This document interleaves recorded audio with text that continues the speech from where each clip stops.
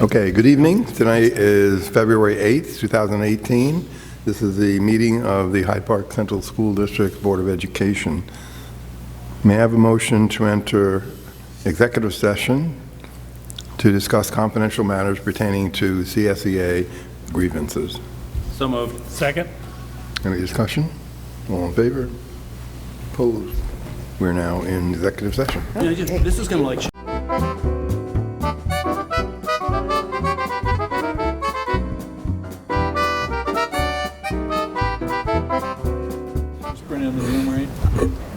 All right, thank you very much for all of you that have come out tonight. It's always good to see people that are interested in the school district. So, oh, here's Perry, okay. At this time, we will have the Pledge of Allegiance. Find the flag. I pledge allegiance to the flag of the United States of America and to the republic for which it stands, one nation, under God, indivisible, with liberty and justice for all. Thank you. You got to give me 30 seconds after you announce we're going to say the pledge of allegiance. What's that? 30 seconds if you say the pledge of allegiance. Oh, usually I do. I'm sorry. I'm sorry. I think when the flag was over there, he forgot to look out for you. Okay. Usually it's over this shoulder. There are no agenda modifications. May I have a motion to adopt the agenda, please? So moved. Second. You got those? All in favor? Opposed? Thank you. We have a lot of upcoming events. Friday, February 9th, 7 p.m. at an a cappella invitational concert, which is an FDR. Monday, February 12th, 6 p.m. is the Ralph R. Smith STEM Fair at Ralph R. Smith. Friday, February 16th, there's no school.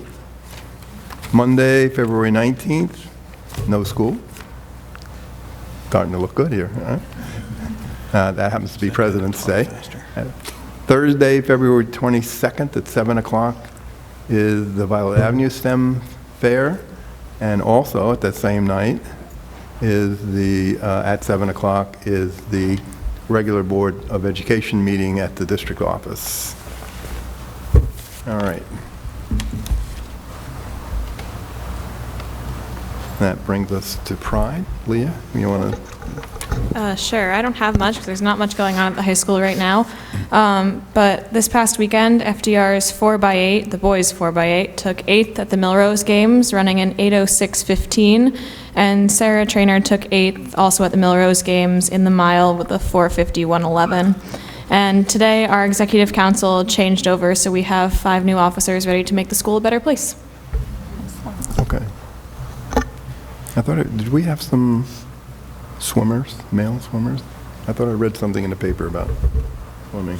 Okay. Huh? Swimmers. I'm not just, Yeah, I don't have the specifics. I just saw it in the paper. I just Okay, maybe we forgot to bring the specifics here, so maybe during public participation, Elna can give us the update. I don't have them here. Okay. Go ahead. You were going to do something on No. the Dutchess County Music Education Award, the DCM? Oh, Okay. yeah, if you want me to do that, Fran. Yeah. We did host the Dutchess County Music Education, all county. It consists of a string orchestra, a band, a choral group, and a wind ensemble. It was absolutely fabulous. And I'm not supposed to say this, but the strings were the best, even though my grandson was in the wind ensemble. But they were absolutely terrific. And the best part that every single member, guest conductors, the first thing they said was how well they were treated in our district. So I really appreciate that, being there and seeing them just say what a wonderful experience it was for them, and it was for the kids. And I was also told that while they were there, other people who were in the building hardly even knew they were there. They were that well behaved. The music was fabulous. everybody should experience it. Really, really, really good stuff. So there was that. I do actually have one more Pride announcement on the music-related note. One of our seniors, Caroline Ryan, was able to perform at Carnegie Hall last weekend. So we're very, very proud of her. Thank you, Leah. We'll be posting on the website the names, but Linda and I went to the transportation training meeting last week during the evening, and we gave out 4 of our 30-year of service award plaques to one mechanic and 3 bus drivers. Again, we'll be posting that on the website to publicly recognize them. I think we got a nice picture while we were there. And at this time, I have one other piece of pride, and I'm going to ask Lynette to join me at the podium, so it's very nice that we're in this building. Watch your step.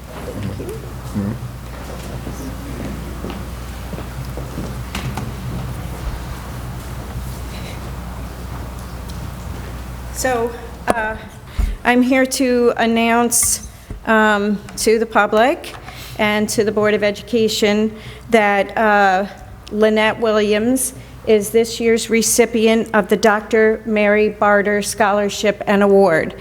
This award is provided by the New York State Council of School Superintendents, and out of a tremendous amount of applicants, they picked Lynette. They said it was the fastest they had ever come to a decision because she was the most qualified.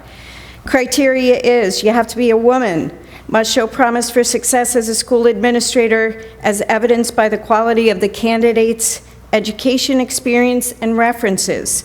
Practicing school superintendents aren't eligible. I wouldn't have beat you anyway, that's for sure. Must exhibit promise for leadership as demonstrated by previous success in an administrative or supervisory role, or a teacher who has demonstrated leadership activities such as department chairperson, and certainly your time with us as an assistant principal really pushed that also over the edge. Must display readiness to assume an administrative role in the field of education and the likelihood that the candidate will serve in the superintendency and during his or her career. Because it's a woman or a minority, sorry, because they have gone to men. Must be currently enrolled in a graduate study program leading to a school district administrative certificate or a doctoral degree. So congratulations, Lynette. Lynette will receive her award in March. It's a very prestigious award, and with it comes a $2,000 scholarship toward your program. So congratulations. Thank you.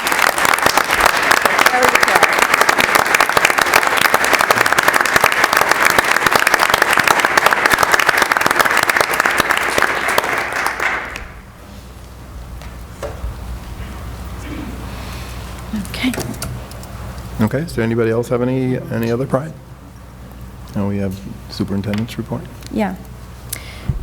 This evening, I would like to comment and clarify some misinformation regarding Planned Parenthood's visits to our high school health classes. It was brought to our attention from multiple sources that Planned Parenthood was coming to our health classes as a guest speaker. When we inquired about this event, we learned that neither the principal nor the director of health was informed either of this visit or those in the past. I want to say before I go any further, we totally admire our health teachers. Section 4 of the FDR Faculty Handbook explicitly details the process for guest speakers. As this process was not followed, we canceled their second visit as it was only one day away, and it was scheduled for, their second visit was scheduled for January. Additionally, Commissioner's Regulation 135.3 Title 8 states, no pupil shall be required to receive instruction concerning the methods of prevention of AIDS if the parent or legal guardian of such pupil has filed with the principal of the school which the pupil attends a written request that the pupil not participate in such instruction with an assurance that the pupil will receive such instruction at home. So we also learned that no parent notification on the topic of sexually transmitted disease or AIDS was given during the Planned Parenthood visit, and that's something that needs to be remedied. Both the principal and the director of health have since met with the health teachers to review the process and the protocols for guest speakers. The administration is in the process of reviewing requests for future visits, and will be revisiting this topic with the health teachers. So we just hope it clarifies any of the misinformation. Yeah, anything else? Nope.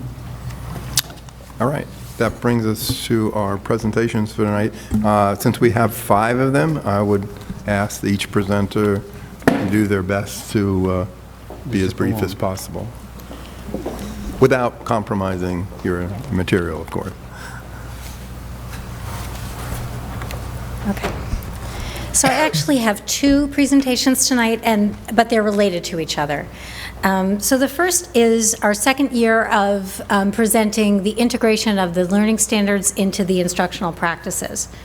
And I should say that the directors, and I acknowledge them at the end, but they really put this together. So these are the shifts for the ELA, and this has been in place for quite a while now, but these are the shifts, instructional shifts in English language arts. And I'll be fast by not reading slides to you. Oh, I thought there was another one. Okay, yes. And these are the instructional shifts for math. There's now an overarching, Sorry, these are the instructional shifts for mathematics. And this year we pulled in critical thinking. This is work that has taken place this year, October 27th. There was a half day in the morning of a teacher training day, and all teachers were given a strategy called the Question Formulation Technique, QFT. On November 7th, Superintendent's Conference Day, all teachers had the opportunity to work in mixed grade levels in a content area of their choosing, to work with the critical thinking rubrics and their own lessons. And March 9th, the plan is for secondary, for all day, to have continuation of that work. Elementary teachers will be trained in the units of study for reading. And then we also had participants evaluate their experiences with this model of professional learning with the district leadership team. They reviewed the data, and it was overwhelmingly positive. So what we know from teacher feedback over the years is that there are 2 most effective experiences for professional learning days. One is a new strategy that people can use the next day, and the other one is time to work together on curriculum and instruction and learn from each other. All right. So this is about K-8 social studies. We have been participating with Putnam Northern Westchester BOCES, so we have access to lesson plans from other teachers, and that's been really successful, and we are going to continue next year. Aviva PNW? Putnam Northern Westchester BOCES. Putnam Northern? Yep.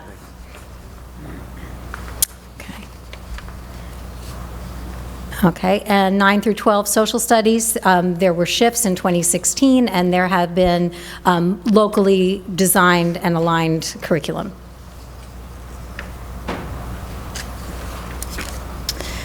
Okay, so these are the science learning standards. They were adopted this year. Implementation began this fall, 2017. Secondary work at the secondary level has been done throughout last school year during department meetings.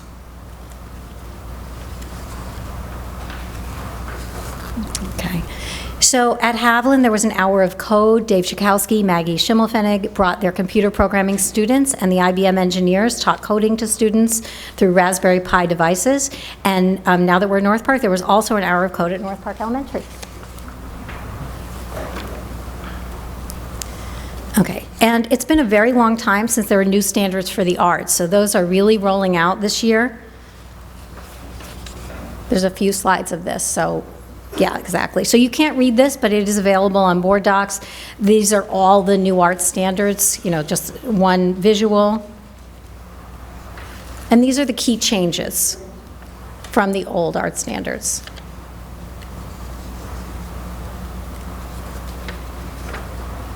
Okay. And as of a few days ago, all of our music and art teachers have now been trained, and this was mandatory training for art and music teachers in the district. And luckily, it was local.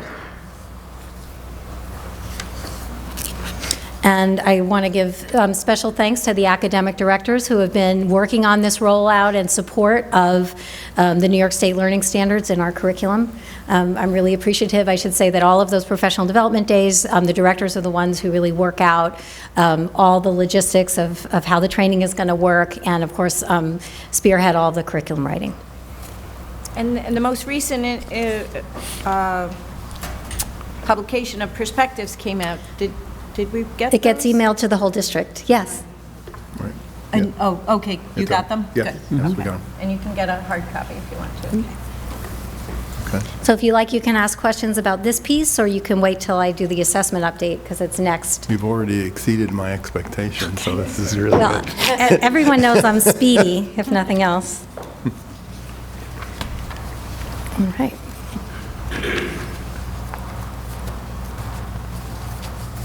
Okay, so actually for this, I do want to introduce, for those of you who don't know, Josephine Perino.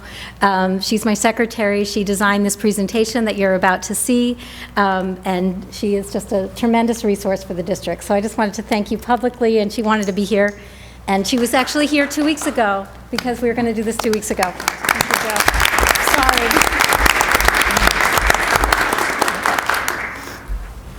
Okay. So last time at the last board meeting, I gave you these data books that we've done over the years. It's detail on some of this data that has been traditionally collected that is also going to be posted online. But for this presentation, I really wanted to focus on information relative to assessments that I think you'll find interesting. So we tried not to just duplicate the same work that you've always seen. Okay, so we're going to be looking at NPE ELA at the K-8 level, some opt-out comparison, some graduation rate, also looking at college enrollment, 8th grade regents, students who sit for 8th grade regents, and then just some interesting questions about comparing when children are in 4th grade, how they do on ELA compared to what happens when they get to 11th grade for regents, as one example, and also looking at critical thinking. All right. Okay, so this is about MAPS. NWEA MAPS stands for Northwest Evaluation Association Measures of Academic Progress. These assessments are used to measure student progress and growth in basic skills. The test scores let teachers know where a student's strengths are or if help is needed in certain areas. And in addition, we have a Skills Navigator resource that's used with MAPS to give teachers specific strategies to target a need for an individual student. It also gives us projections for New York State 3 to 8 assessments. So you take MAPS in the fall, and it kind of gives you a projection of how that student might do on that test. So I thought I would show you the data here.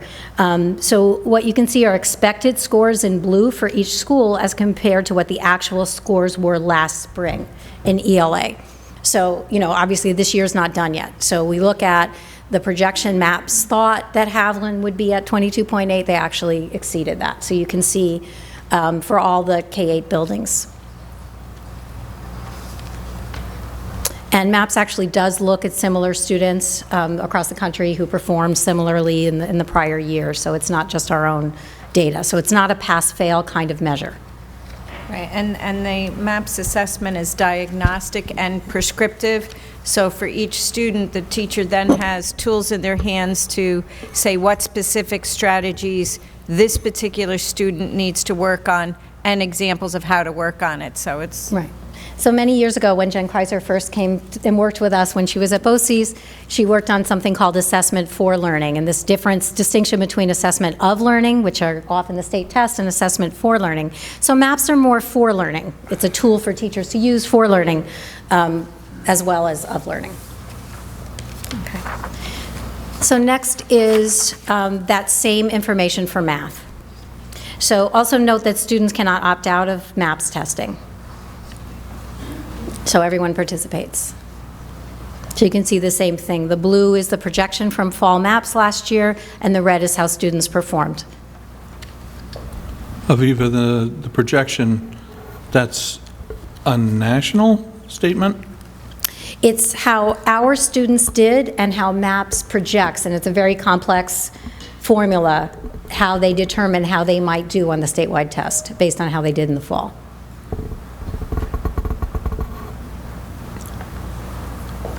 I'm not sure if I'm So answering. the projection is of how our students are expected to score. It's assuming a projected year's growth from where they started in the fall, and then where they might do in terms of proficiency on the ELA or math assessment. So it's our students, it's the information, some algorithm is applied to the data for our students to create that projection. Right, It's kind of curious, as I'm looking at it, some seem relatively close and you Right. think, okay, it works, but then yeah. some don't. Right, right. And, and it is information, again, that we use for teaching. So, because we have that information sooner, there's also the opportunity to do MAPS testing in the middle of the year, which we do for many students, especially if we're really tracking their progress. So the MAP testing is done at the beginning of the year? The end of the year, in spring, and we also... The previous year, all right. Well, we do it every fall and every spring, and then in the middle of the year, there's the opportunity to do it. We don't mandate it for every student. So there is a period of time available from when they get a MAPS testing for a student till the student takes the actual evaluation test? Yes. So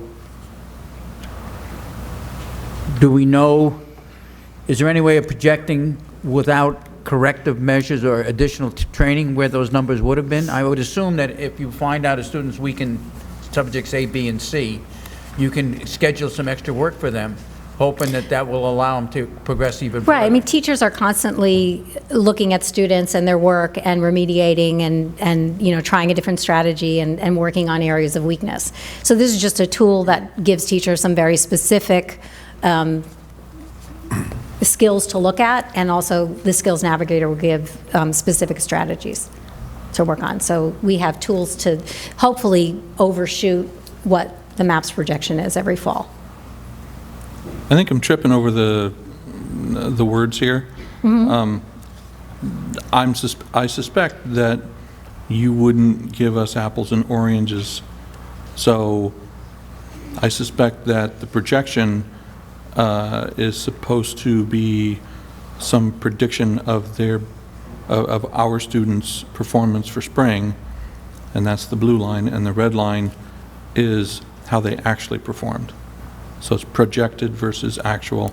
Right. Never mind the fact that they're using fall and spring. Exactly. And MAPS gives this data to you. That's how they run their system. So it's not me just saying, by the way, let's just happen to compare MAPS versus a statewide test. They, on purpose, try to predict that for you.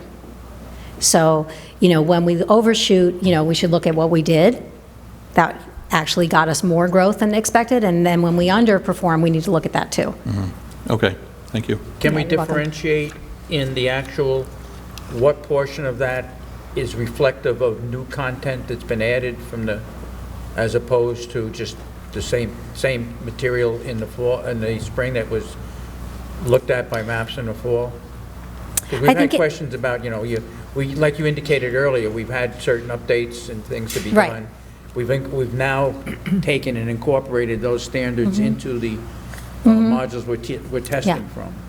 Well, New York State has slowed down their adoption of some of the revisions of the standards. So although there have been some revisions to the standards, they're not showing up in tests this year. I don't know if that's helpful, but MAPS is, when they make these productions, they're aware of how the New York State tests work. So looking at the figures we've got here, we've got 3 elementary schools. So we get a feel for the impact possibly, or differentiation as to, if we felt it was all because of new content, this is not supported by the data. It's all the we're same getting. content. But it's not supported by the data we're seeing, saying the new content caused everybody to slide or not slide, because they've all dealt with the same update. Right, we all have the same curriculum. Is it realistic to compare can we look at the elementary data and the middle school data and conclude anything. So for example, in the math chart, it looks like just assuming the size of each population of the elementary schools is roughly the same, makes up roughly the quarter of the middle school class, then I would expect the performance of the middle school class to be roughly the average of the performance of the elementaries. However, the middle school performance is substantially lower than the average. So is that indicative of expectations increasing more quickly than? Well, it's true that at grades 6, 7, and 8, they're completely different tests. I mean, they're, everything, there are much higher expectations. And, across the state, I know that middle schools have underperformed, as compared to elementary schools. So there must be something that's not just a local anomaly. I mean, that said, we want to improve. Want to look wherever we didn't. And again, these are projected from the fall. That doesn't mean everybody's going to pass if we hit that projection. But we want to always, outperform that projection and continue to improve. On this, for the red is actual. Does that include opt-out, or do you take the opt-out children out of the data? Well, there's no opt-out in the maps, but of course, we only have the students tested. So I'm going to move on to the next slide because it talks a little bit about opt-out, and we can come back. Because you're right, the red line indicates actual score, and that does have the opt-outs, Of course, we only have the students fact that tested. Not all of the students took the test. Yep. So, As you'll see, we'll move to the next slide because you can see that. This could explain a piece of it. 60% of students opted out at Haviland. So when you look at, and that's, the average of ELA and math. So when you look at that, it's hard to look at that MAPS data with Haviland where everyone took the MAPS and there was a projection, and then only 40% of kids took the state test. It makes that a little harder to take responsibility for that. It's how do we know? If 100% of kids had taken that test, they might have hit the projection or gone above it. Can we map the students that took the test as their projection appeared in the fall and the results appeared in the spring to see whether or not there may be a preponderance of better students that opted out? We could. I mean, even less for that macro conversation, but more for looking at individual students. So you can see individual students and if they made their projected growth, because we also have the spring maps. So even if a child wasn't tested with the state test, we can see, how their growth did from fall to spring with maps, and we can also see who took it and who didn't. And, we could redo this with only looking at maps of kids who took the test. We could. I mean, I'd feel more comfortable trying to make interpretations of the data that way than, Yeah. I think this is a case of apples and oranges. That's what it looks like. So you can see it really varies. So this is the opt-out by building. So in case the colors are hard to read for anyone, 60% for Haviland, 42% for Netherwood, 38% at North Park, 37% at Ralph R. Smith, and 11% at Violet Avenue.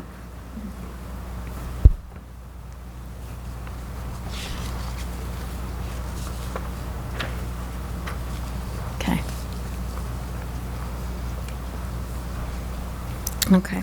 So this is the August graduation rate, this is June graduation rate 2017, and I just wanted to share with you there is a difference sometimes when you look at data. School report card tends to be behind. There's the FDR graduation rate and the district graduation rate, which includes students at BOCES and other placements who are graduating on time or not graduating on time. So I just wanted to share with you that the August graduation rate in 2015 was 81%. 2016 was 84%, so you remember that year of 84%, and then 2017 was 80%, so just now 80%. And the district rates, and I'll compare, were 80% in 2015, so 1% less district-wide in 2015, 82%, so 2% less district-wide, and 79%, so 1% less. So, generally, if students are, if we're referring students out of district, they might take a little longer to graduate, and that's generally what that is.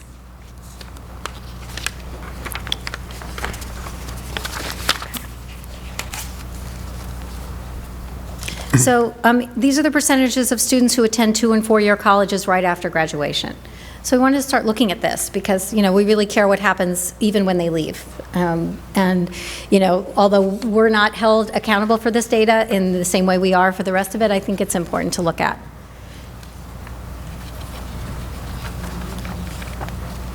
So as you can see, a total of 78% of our students go right on to secondary college. So a question, though. How do you track that they completed all 4 years? I don't have that. Okay. So this is just as a graduate going on to We 4 have years. this data. Right. Okay. Yep. And that would be, I know with Avid, there's a real effort with Avid students, and Avid Center does this, of collecting cell numbers and emails of students so that they track, and they really want to see who completes first, second, third, and fourth year. And Avid students are pretty good about getting back. So we don't have that system in place, but that could be something for future exploration to see how many kids are finishing and what skills they might be lacking that we could be teaching them to have greater fortitude to make it through. Does that include military or no? No, so it's even a higher rate than, though of course military could be higher education and it would count there. Right. Yeah. Also, just, we didn't have it here, but we have 113 students in our career and tech program. So some of those students go right into careers. We have, percentage-wise, we have the highest amount of students, percent of our students that we send to career and tech. So we make good use out of the career and tech center. Can we differentiate the 32% that went on to 2-year colleges, or 46%, I'm sorry, the driving force for that? Some programs that they're looking at to a 2-year program, so it wouldn't make sense to leave the area financially to take a Right. 2-year program you could take locally. Dutchess Community College has a great reputation for providing a program that allows these students with minimal difficulty moving on to 4-year colleges. They can project in advance what colleges will accept them and stuff like that. Right. And the third one is those that enter for purely economic reasons. I couldn't afford the total cost of a 4-year college, but I might be able to squeeze through if I get a third of the cost in the first 2 years and I save that money for the 4th year. Is there any way of viewing that information? Do we have information that help us with that, or? I think, what we have, what guidance counselors have, are what students' plans were as they left. And many will say, I'm planning to go to DCC for 2 years and then transfer. But what we don't have is that longitudinal following of students in our infrastructure where we're calling them every year and finding out if they're still there. So we haven't done that. I'm sure there's a lot of anecdotal, kids come back and visit, but we haven't tracked that, to my knowledge. Doug? Dutchess Community College is about to give us some information on the students that we have that go there and their completion of the 2-year and their transfer, so I'm hoping we get that from them. Doug, am I misremembering it, but haven't, over the period of time, the long time that you and I have been here, there have been discussions about some way of tracking beyond graduation for the students, and we've never really come up with an effective way of doing it? We've spoken of it many times. Many times. Yeah, actually. It's difficult to get people to respond, though. And if you get them to respond, they're the people that are successful. So you don't get the full picture. Yeah, it's something that's not easy to do and hasn't been done, really. And I think it would take an inordinate amount of your time to actually track that. Well, even, my role would be developing a system. I think the challenge would be the amount of time and energy away from our current students, without additional staff or time to do that work. So that's, I think, why it hasn't happened yet. Okay. Aviva, at risk of extending this conversation, I have one thought. So we have an 80% graduation rate. And that's of the cohort as they enter as freshmen. That's our 4 years to graduate from entering in ninth. Right. Yes. Do we have any information as to what percentage ultimately graduate that may take 5 or 6 years? Do we Actually, the 5-year rates are in the school report card, and that information is posted. Okay. So we're happy that, because sometimes it takes longer, and there's Yeah. no shame in that, and we're just happy that you graduated. But the state, that doesn't count toward our accountability. Yeah. So they gather the data, but they don't give you credit for it, Yeah, I'll yeah. say. And there's some talk of changing that. I mean, colleges are not penalized for how many years it takes, or Right. that, whatever it is, 34% of kids Yeah, takes can, 5 you know, years finish to get a 4-year across the degree. state. Yeah. Right, but we are. Yeah. So, Yeah, I just bring that out. I think it's Yeah. important. I think that there's a lot of great students that are graduating, just not in the 4 right, years. so we It's, do have that data. Okay. And we do, keep wanting to keep kids in the game until they're 21. We Yeah. want to help them graduate if at all yeah. possible. I'd like to hear those numbers more often. Sure. Well, I can get you those numbers. So, yeah, I have a couple of notes. Seeing the maps only for the students who took the 3-8 and looking at that data, so I can share that with you. I guess And I'm then saying this I'd like piece. to see it repeatedly. It's the type of thing where I think, Yeah. it's one thing just to look at what the graduation rate is, and I know that everybody's measured on that cohort, but I'm much more interested in knowing that we're getting all of our students through. Yep, and there's also... Because that means that we don't have any dropouts. Right. There's also 6-year, though the state doesn't gather that, but we could. Yeah, because it's an interesting thought process and decision-making process for students that get to their 4th year and have not accumulated enough credits to graduate as to the options available. They could stay behind, depending on their age, and continue with an education here. They could move forward and complete their education towards either a equivalency diploma or actual high school diploma at the community college level. Right. I mean, there's And, still such a value in a high school diploma, and the Yeah. world doesn't care if you were 18 or 19 or 20 when Yeah. you graduated. Understand. So there's, yeah, Yeah, yeah. Thank you. yeah, you're welcome.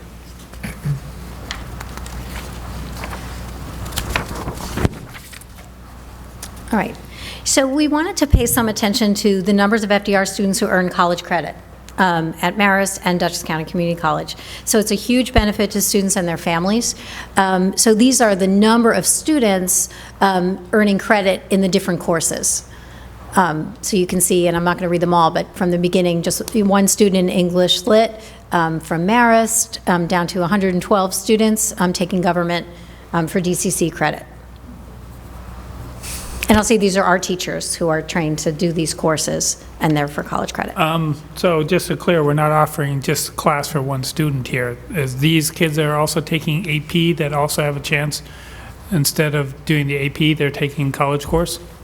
'Cause I know at one time my daughter had the choice, college credit or AP. Concurrent. I knew it was something, concurrent enrollment. Yeah. So no, we're not running a class with one teacher and one student. And we have students getting credit from Rochester Institute of Technology. Yeah, Project Lead the Way, Rochester Institute of Technology will give credit there for some of those courses.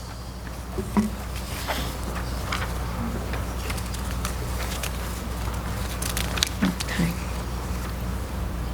So we also wanted to look at all of the high school credits that children have the opportunity to get while they're in 8th grade at Haviland. So the current 9th grade class earned 596 high school credits before leaving middle school, and these 6 courses earn high school credit in 7th and 8th grades. So that's a lot to be proud of and a nice head start, That is. certainly toward the 4-year graduation rate that we've talked about. Okay. And I'll be upfront with you right here. I can't say this is apples to apples, but I just think it's interesting. So just to be clear, when we talk about my comparing. So, I've been thinking about, our average pass rate for grade 4 ELA across the 4 buildings was 28%, but 90% of our kids passed the ELA Regents in 11th grade. And it just makes me think about, when kids are developmentally ready to learn certain things, like New York State is saying by the time our kids are getting ready to graduate, they're really ready with their English language arts skills. So I'm not diminishing the 28% or saying we don't have work to do, but, you know, I can't help but look at that and think somehow in our system they come out ready. So I want to share that with you. I don't really, you know, I'll share something I think about, you know, when I taught kindergarten and first grade, I used to talk to parents about the process of learning how to read was like when babies learn how to walk, you know, and it doesn't happen all at the same time for all children. There's a big range. For reading, children learn how to read between the ages of 5 and 8 developmentally. So all the benchmarks and tests we have don't change that fact. So, you know, I'm not disparaging the tests here. I just want to show you that I think this is interesting and something I think about. Yeah, I also think we'd be remiss to not talk about the opt-out. You cannot opt out of the Regents examinations. And practicing test taking, even at an early age, builds student success. The tests are not going to go away. We've always had them. The state has addressed many of the things that were faulty with the assessments in the past. What that 28% is hurting is potential real estate values. We've been told by many realtors that as they're selling houses, people look up, and this is what the realtors are reporting to me, they look up the scores of the school. And when you have half of your students not taking the assessment, we have some information that a lot of our students, or a good percentage of our students who are opting out, not only are they missing out on the practice that they'll need later on in life, our real estate ratings are going down on our elementary schools unless we can improve this, at least by having students take the test and improving some of our instruction. And a while back, I was asked to give just a short update on the changes in the test. So, you know, I'll just say a couple of things. You know, all the questions are now written by teachers. They're no longer timed. They're much shorter. So there really has been an attempt in the State Ed Department to be responsive to the concerns that parents and teachers raised. You know, when I look at data like that, it's kind of interesting. So what you're saying is that 28% passed in the 4th grade. Right.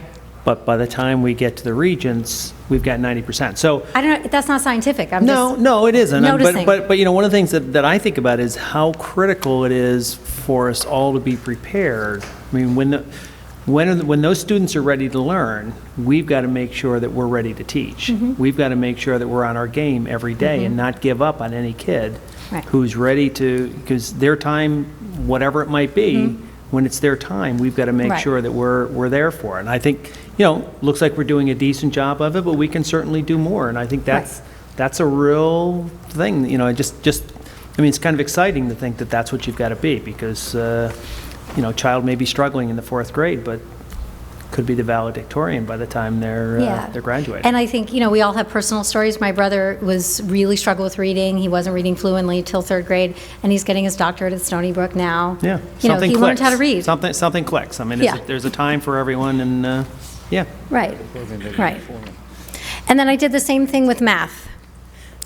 I used the Algebra 1 Regents as the example here. Again, we're working diligently on math instruction from kindergarten through the high school. But again, I just found this to be interesting. So we're still working on it, but we see a similar pattern. Yep. There's room. Yeah, exactly. And I really wanted to conclude with the aspect of critical thinkers, because this is our work along with delivering the content, because we really are focusing on skills. So this assessment report, you know, is a lot about content and also about skills. So critical thinkers collect, assess, analyze relevant information. They reason effectively. They use systems thinking.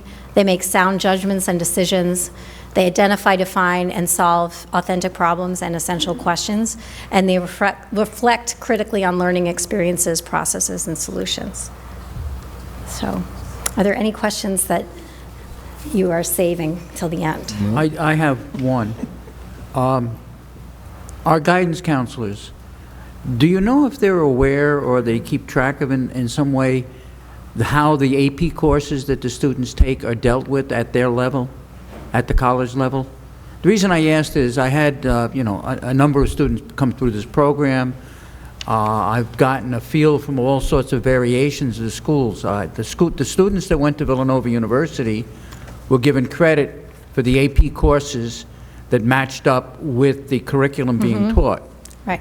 which was nice, except they were informed that these would be extra credits on their graduation diploma. And if they got credit for 17 credits, they had to take 17 additional college courses at Villanova to earn the total number for graduation. Otherwise, they had to earn every credit required for graduation at Villanova at Villanova. Yeah, it's no guarantee, but we can certainly get that. Then at Boston College, they actually reviewed the AP course curriculum. They had reviews of that against what they taught in the equivalent course that they were supposed to get credit for, and they based that decision as to whether or not they get credit by how much percentage matched. And the last one was Providence. Providence College just gave you credit for the courses you took. If you had an AP credit, they gave you credit for that course. Of course, Providence is a little different ball of wax, and it's a liberal arts school, so there's not a lot of matching up in science and math. And they offer a rather unique program to start the first 2 years of college. They offer an anthology program that covers the growth of mankind from the beginning till the current time over 3 semesters.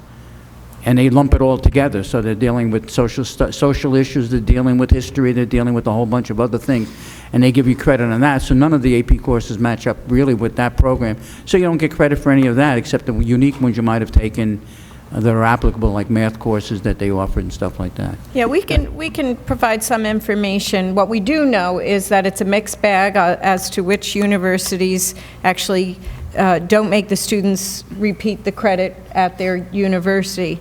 But what we do know for sure is that the students who sit for the AP, it bodes well on their application to get into the school. So, yeah. But it does have an impact on students who are planning an early graduation after 3 years or something like that. They can suddenly run into a brick wall and say, whoops. Yeah, you Yeah, can't and count on getting that credit. But in college. some do. Yep. Actually, we know of one right now who's going to graduate in 3 years from a very good school because of all of the college credits. So it is a mixed bag. Yeah, I mean, Yes. last year we had the And student. my daughter, she double majored because of her AP, but her college made her pay for each AP credit they accepted. So that was an additional cost. Right. So it saved her time, but not money. Yeah. Yeah. Interesting approach. Wow, get you coming and going. Well, You I want my will get, signature, you're going to have to pay for it. I will get the answers to some of those questions, and I'll have some way of posting it so that the public can see it too. Thank you. Thank you. All right. Thanks. Next up, we have the North Park Elementary School update. Lynette? Good evening. Greetings, Board of Education members, President Heater, Vice President Duffy, Superintendent Dr. Reichick, Deputy Superintendent Aviva, my wonderful PTA parents, thank you for showing up tonight, and my amazing staff members, and all of my colleagues and my former colleagues as well from FDR. Thank you so much. Greetings and welcome. We're so honored to host you here tonight, and I'd like to start by thanking you very much. I'm so honored and humbled to be the recipient of the Dr. Mary Barter Scholarship Award. Thank you so much. The day that Greer found out, she came to my building and announced it over the loudspeaker for the entire building to hear. I happened to be in a classroom when I heard it, and the students erupted with enthusiasm. They wanted to know if I was ready to buy my Lamborghini now with the $2,000. And if you get an opportunity to look around the cafetorium when you're done, you'll see letters that my wonderful students wrote congratulating me and saying how proud they are of this endeavor and to walk along this journey with me. So again, thank you. So as you can see posted, we have our NPE vision and our North Park Elementary School pledge. The pledge is recited every morning from students in the morning during the announcements over the PA. But this year, what was distinctly special was that NPE decided that we needed to come up with a clearly articulated and collectively derived vision. So the vision reads, "We are lifelong learners with unique strengths. We think critically, act collaboratively, and endeavor to serve as compassionate, respectful, and intelligent members of a globally connected community." This was a process. We met together during our faculty meeting and we talked about who we are as a community and where we saw ourselves being, what makes us unique and what distinguishes us as a community of learners. We also talked about our vision at our BLT, and all of parties had the opportunity to weigh in, including custodians and our cafeteria staff. Everybody weighed in on what we saw ourselves to be in terms of our vision, and this was the culmination of that. So here's our enrollment data in 2015, 2016 versus 2016 and 17. You will see that for the most part, our percentages remained the same, but one distinct difference was in our Latino population, which increased by 4%. In 2016, we had a total of 487 students, and in 2017, we had a total of 476 students.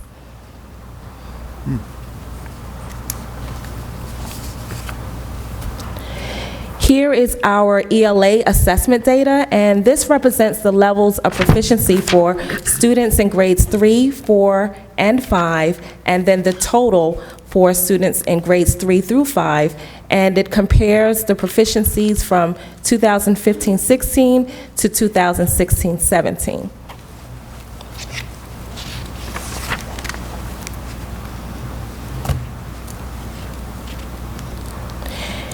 Here are our proficiency levels for our math assessments, and it represents the same data, grades 3 through 5, and then the total for grades 3 through 5. The blue represents 2015-16, and the yellow represents 2016-17. And in a moment, you'll see the strategies that we are using as a staff to address our data, the BLT, and in our grade level meetings and our collaborative preps, our staff members and our community members, our parents are working very diligently to look at the data, to understand best practices, and also the use of high-yield instructional strategies in the classroom so that we are able to promote outcomes that are proficient for all learners.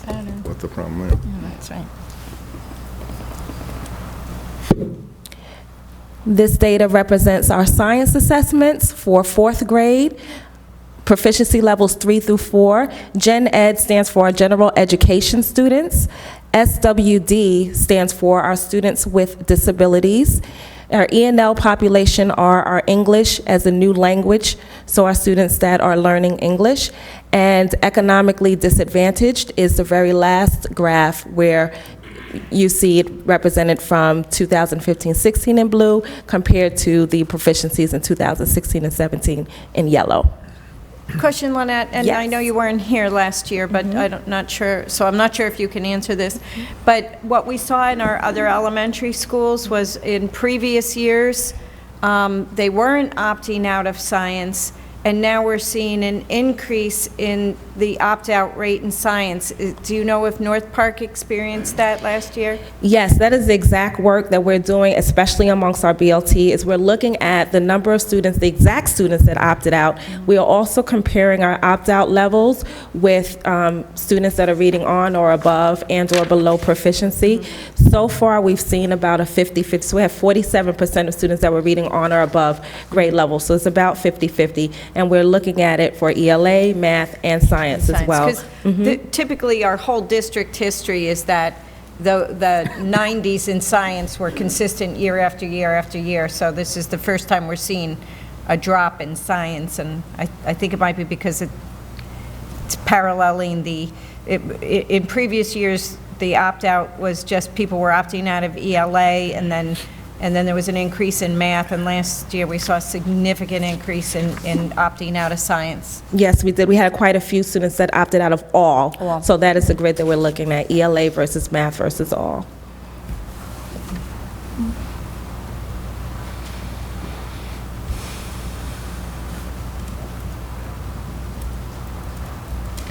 So some of the action steps that we are taking as a staff include first the articulation of a collectively shared vision. We understood that as an entity of learners that we need to be on the same page in terms of where we're going, where we are, and the steps that we need to take in order to get there so that all of our decision making helps to propel our vision forward. We are also continuing the implementation of our math modules, Everyday Counts, Tier 2 AIS support for math, professional development focused on math progressions and fluency with Kim Neisel, our Director of Math and Science. And we also wanted to make sure that we are not only looking at areas where we can improve, but we are looking for areas where our students are really excelling. And we wanted to acknowledge those bright spots. So some of the things that we're doing include having an NPE Pride Bulletin Board. So when teachers are especially proud of their work or students are especially proud of their work, they can submit that to be posted on our NPE Pride Bulletin Board. We also include now student work in our newsletters so that parents can see the great work that their students are doing. And on our website, there are tons of great information. We have pictures of students working collaboratively with our consultants, and also we have samples of student work on our website as well. In the picture to the left, you see our you can see it more closely on the website, but that is our Gen Ready consultant working with one of our kindergarten classes. Additional strategies include increased use of NWEA Map Skills Navigator, which Jen Kreiser Amy has come into our faculty meetings and hosted PDs in the morning for our staff, pushed in to meetings with teachers, and has agreed to come to grade level meetings to work more closely with teachers around interventions that we have for reading and increased literacy. We continue our professional development with Generation Ready consultants. We have Tier 3 AIS support for ELA, specifically using leveled literacy interventions. And again, our newsletter, our Pride Bulletin Board, our website. And we also have this year our internal journal where our staff members can journal anonymously about bright spots that they see in the day. We notice that we have these wonderful conversations that may kind of go unnoticed from time to time. So now we have a journal where we can note those great bright spots that might just elude us because they're just in everyday conversations. As a building leadership team, we looked at the information that was given to us from K-12 Insight, and K-12 Insight did a principal search survey for parents as well as staff members to talk about what they wanted to see as a community in a new principal. So we looked at that information and we looked at the top 5 interests of staff members compared with the top 5 interests of our parents, and then we aligned those, and those drove our goals as a building leadership team.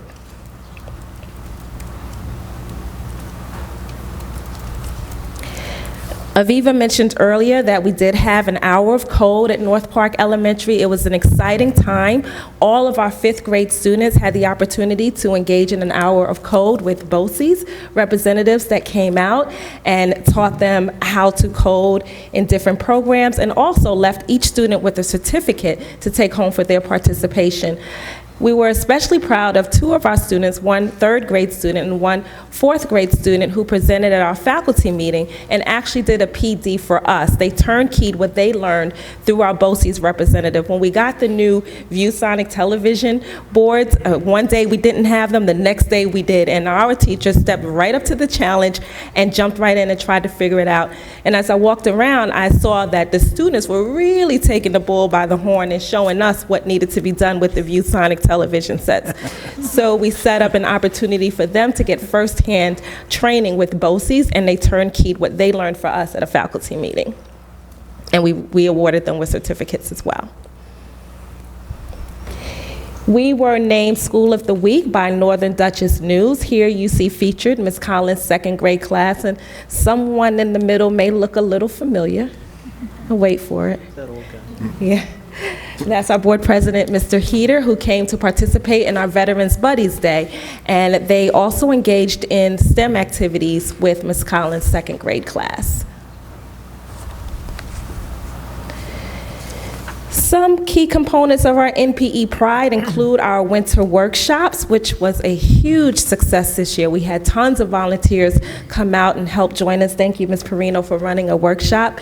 We also have our Jump Rope for Heart, our Bus Driver Appreciation Day, Pageant for Peace, where we had tables and tables of non-perishable food items for our North Park families to take for the holidays. Our Science Fair, Discover Eve, Fire Safety Day, Arts and Ed, and also our gift baskets for Thanksgiving and Christmas. So, in line with trying to make sure that our students know that they are appreciated and they are valued and they can see me beyond the need for trying to resolve a challenge or situation, I have an open door policy, and so often you will see that I have 5th grade lunch buddies that love to come and talk about all of the wonderful ideas that they have, including they want a talent show, they want to start a new school newsletter or newspaper, which is an awesome idea. And at the beginning of the year, they decided to hold a big voting campaign over who was the best singer. And so they did it all, and they actually held the voting campaign during lunch. So that was a great time.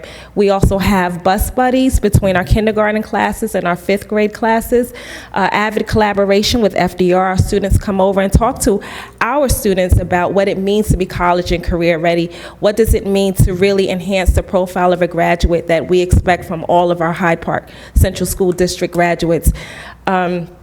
We do have the math book read coming up with Ms. Parker's Algebra 2 class. We continue the use of our healthy highways, and our 5th grade circus was a hit. Our PTA is so involved and so awesome. They host so many wonderful events. In fact, in reflecting on what I would do differently, I thought that I would probably have gotten their schedule at the beginning of the year to know that I would be here at least till 10 o'clock once a month because my PTA is hosting an event. So we have holiday boutiques, scholastic book fairs, Halloween nights, sweetheart dances, Bubble Mania, Pink Refrigerator, movie nights, Harlem Wizard, anti-bullying assembly, Greg Tang, and they are so awesome. What is Pink Refrigerator?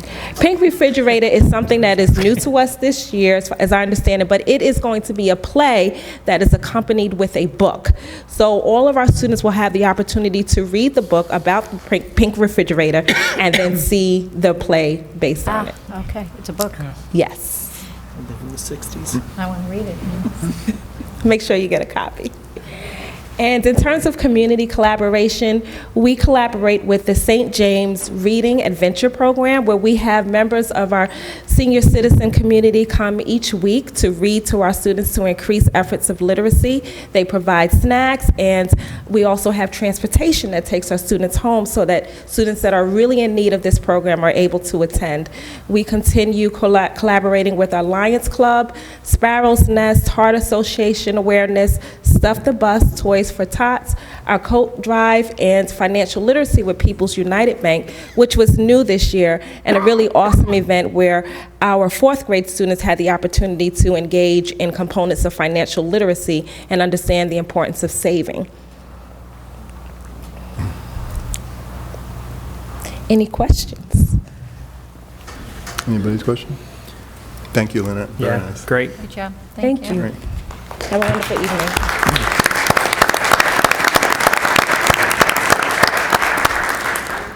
Elliot? You have a chance to get us back on track here. Mr. Heater, you know I'm always good to keep us Okay. on All right, pace. good. I will be brief. That's a tough act to follow, so I'm going to talk quickly and get off the podium. No Okay. pressure. All right, thanks. Well, as many of you are aware, the board had a goal this year for me to give a mid-year update on facilities and operations, which I have not done in the 5 years I've been here. Usually I'm here for a reason. Usually that reason is to tell you that something is broken and or I need money. I will do neither of those things tonight, so I'm in a rather good place in terms of presentation. Don't hold me to that. Something might break in the next 10 minutes. Yeah, you don't overspeak it. That Just saying. I wanted to give you a brief overview of the numbers of our department because I think we have some new faces at the table and not everybody may be aware of how our facilities department is built. So, real quick overview, we have 9 buildings and 626,000 square feet. They're cared for by 22 and a half, that's really 23 people every night. on an average of 27,000 square feet per person. We have 9 caretakers during the day while our kids are in buildings. We have 7 maintenance workers for the entire district. That averages almost 90,000 square feet per person. We have 2 painters and 1 heating and ventilation technician that takes care of all of our heating and ventilation woes. We also have 164 developed acres and 4.5 groundkeepers to take care of them, which averages just over 36 acres per groundskeeper. It's a lot of work. It's not a lot of people. It actually equates to about 5% of the district's labor force, and at their disposal is roughly 2% of the general fund to take care of all of the buildings and grounds in the district. So, before we get into what they do, I wanted to give you an idea of the resources we have available with which to get them done. Good job.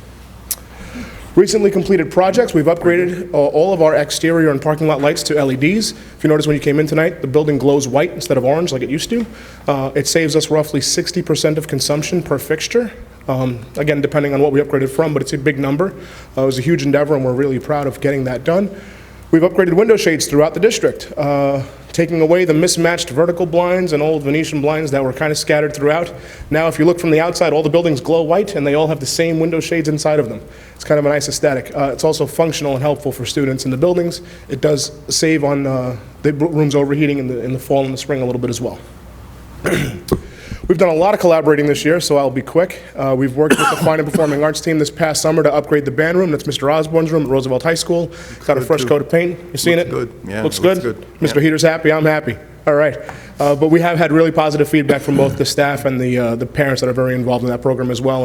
And it was an opportunity to showcase a lot of talent in the district. We have a lot of our, everything in that room was done by district staff. So we're very proud of that. We've spent a lot of time with the tech department, not just because Rick Wert's practically my roommate, but because a lot of our work overlaps. And as Ms. Williams was talking about the TV monitors, the ViewSonics in the classrooms, Mr. Wirt came to me and we tried to figure out how we were going to get over 200 monitors installed throughout the district. We had pricing from independent contractors, we had pricing through BOCES, but we wanted to offer it to our staff first. So our staff, Hyde Park staff, put every one of those TVs in every one of the classrooms in this building.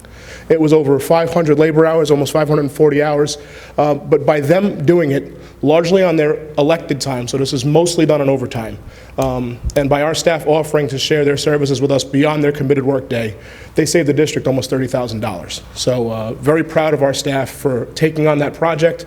You can't compare the pride of ownership that our staff has with the work they do compared to bringing outsiders into the district. So hugely proud of that. We've also worked with the tech team to upgrade security cameras at the high school and our libraries at the high school and other classrooms at the middle school as well. We've got 4 capital projects currently in progress. We're replacing the well here at North Park Elementary. That's everything from the ground up in terms of what brings water into this building. We opened the bids last Friday, and that work is scheduled for this summer. We'll be renovating one of the bathrooms at Roosevelt High School. We put that project out to bid 3 times. The 3rd time is the charm. We opened those bids last Friday, and that work will be completed prior to the end of June this year. Haviland renovations is a $100,000 capital outlay project that was approved, I believe, last year. We have to follow the cycle, so once we get Roosevelt's finished this June, this summer we'll start working on the Haviland bathroom project. That's why you'll see it scheduled for the 18-19 school year. It has to follow that sequence to get our aid lined up properly. And district-wide HVAC controls. The board approved a couple years ago for us to invest $1 million in upgrading how we turn our heating plants on and off by classroom throughout the district. The project is still in progress. North Park, as we stand here, was our first elementary school that was addressed. We did Roosevelt High School first, then North Park was our first elementary school. We had a couple of growing pains, I think. We're adding very modern controls to very old equipment, and so there were little hiccups, but I gotta say my staff has been highly responsive. The staff here has been very communicative. Ms. Williams has been talking to me almost every day, so we've learned a lot getting North Park completed, and as we move to other elementary schools now, we're trying to avoid some of those bumps in the roads as we go, but we are hopeful and confident that this will help us better control our heating and ventilation plants to get us through the next few years as we're planning major capital renovations of the balance of our equipment. Projects upcoming, these are in-house projects. We are working on the FDR High School concession stand. I'm working with our architects and engineers to register the building with SED, with the Department of Health, to get it up to code as a concession stand building.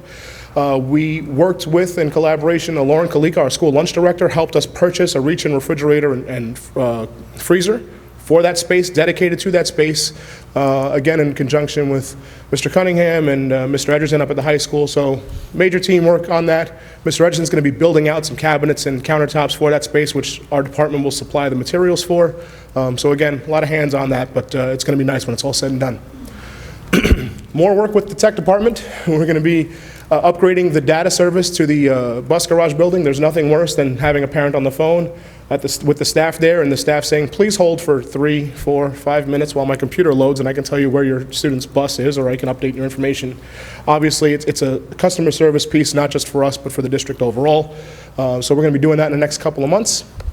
We're adding data cabling to every classroom in the district, and our staff is going to be redesigning and rebuilding the sound and projection booth at the Roosevelt High School. That's something that we're working on with Rick Wirt and with Melinda DeMaio, our fine arts director. So that's going to be real pretty when that's all done too, and functional.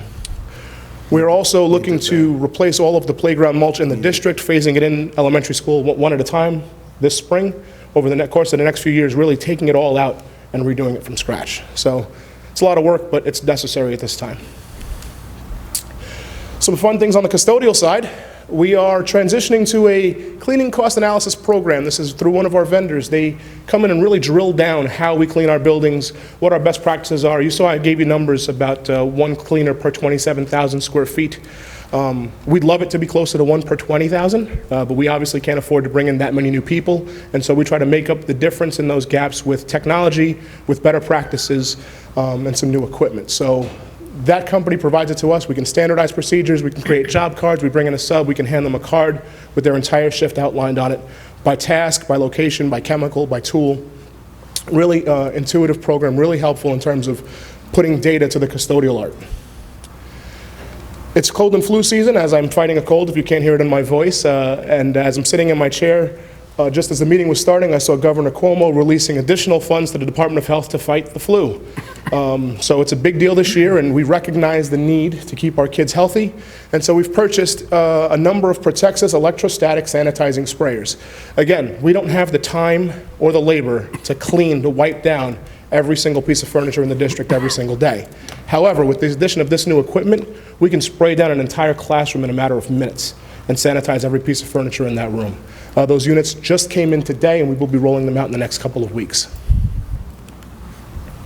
So I just want to say thank you, and really that's what this is all about. The board goal was to hear from me what we're doing, and I wanted to take an opportunity to thank you all. We've had 15% of our staff either promoted or turned over this year. With every interview committee, our supervisors within the teams have been part of the interview process. So that means if we're hiring a custodial worker, we have some of our long-tenured head custodians at the table. We hire a groundskeeper, they had groundskeepers involved in the process. We are trying to involve our staff in the development of our staff. And this has been a big year of turnover and promotion for us.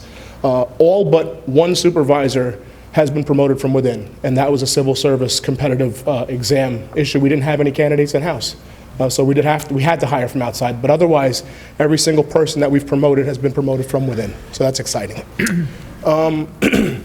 Our staff has been great about the transition for chemicals and product. I mean, rolling out new chemicals to somebody that's been doing their job for 20 years can be stressful.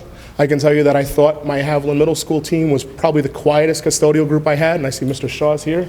But when I asked them one day what works and what doesn't, they were very candid and very vocal. We brought the vendors in and we had to sit down with them, and they really gave us the right feedback that we needed to get them the right tools to do their job.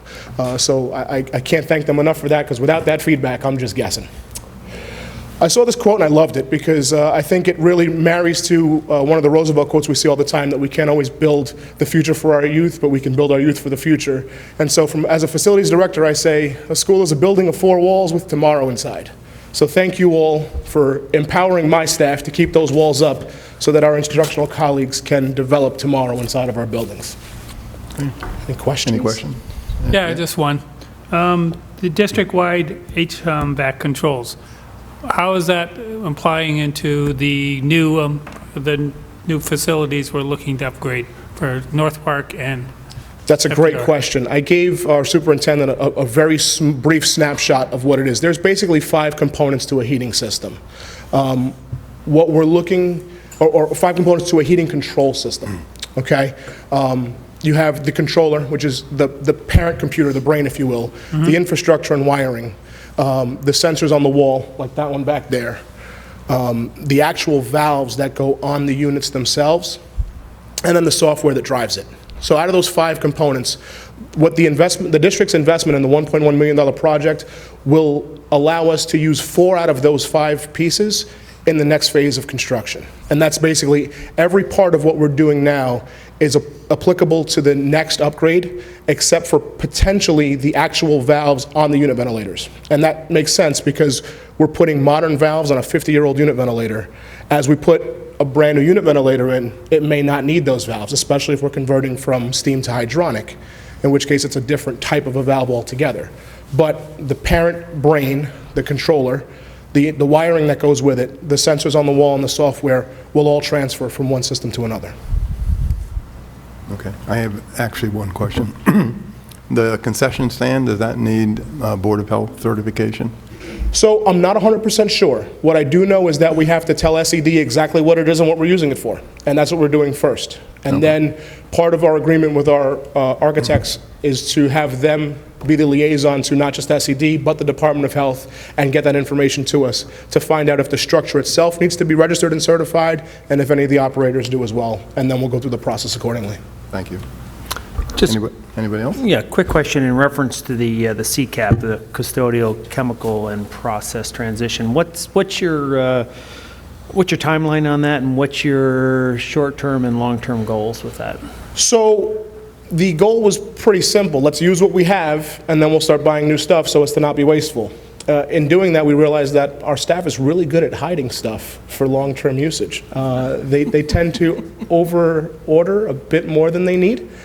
So we've spent the majority of this school year exhausting our supplies. And so because CAP is tailored by product, we really needed to get the old stuff off the shelf before we can bring the new stuff in. This month, or I say since January, we've started to purchase the new chemical. And so the phase-in is really going to be from now to June. We'll use it all for June, and we're going to start in the fall with every building on the new system. Okay. All right, thank you, Elliot. Thank you. Linda?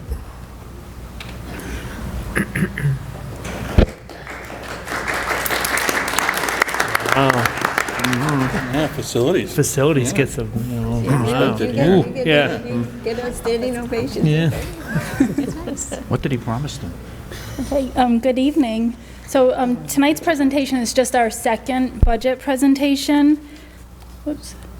Linda, you realize the bar's pretty high tonight. You know, there's been a lot of ovations here, so. Yeah. Well, I'm going to be, my goal is to be quick. I'm Okay. going to be the fastest, perhaps. So this is just our second budget presentation, so it's not the final one. The numbers that we're talking about tonight will change. We're still receiving new information, and we're still meeting in cabinet, myself, the superintendent, and the deputy superintendent, to look at everything and evaluate what we need for next year. But in our preliminary budget, the budget-to-budget increase is 3.32%, or roughly $3 million. This is not the tax levy increase, it's the expense budget increase. So it's what we're increasing for our expenses from the current year to the 2018-19 school year. There are 3 ways to fund the budget-to-budget increase. That's with increases in state aid, property taxes, and fund balance appropriation. So tonight we're not talking about revenues budget. We'll have that presentation at our next meeting on the 22nd. I also want to point out that the $94.7 million budget is not final. As I said, we're still receiving information, and the future budget updates will have more information.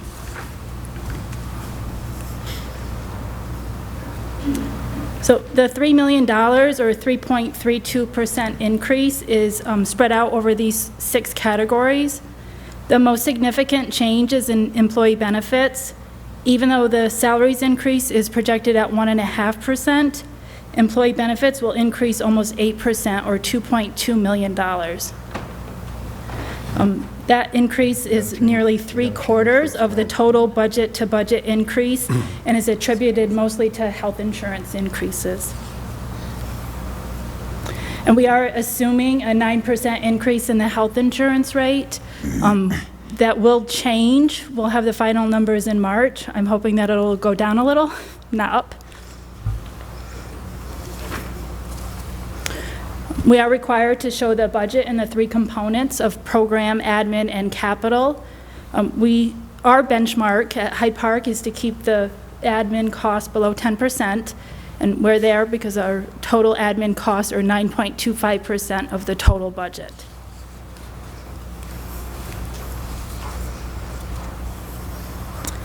So, as I said, there'll be more detail to share at the next budget presentation, but this table shows some of the significant factors that'll affect the budget for next year the most. The governor's budget proposal provides a 2.98% increase in state aid to Hyde Park School District.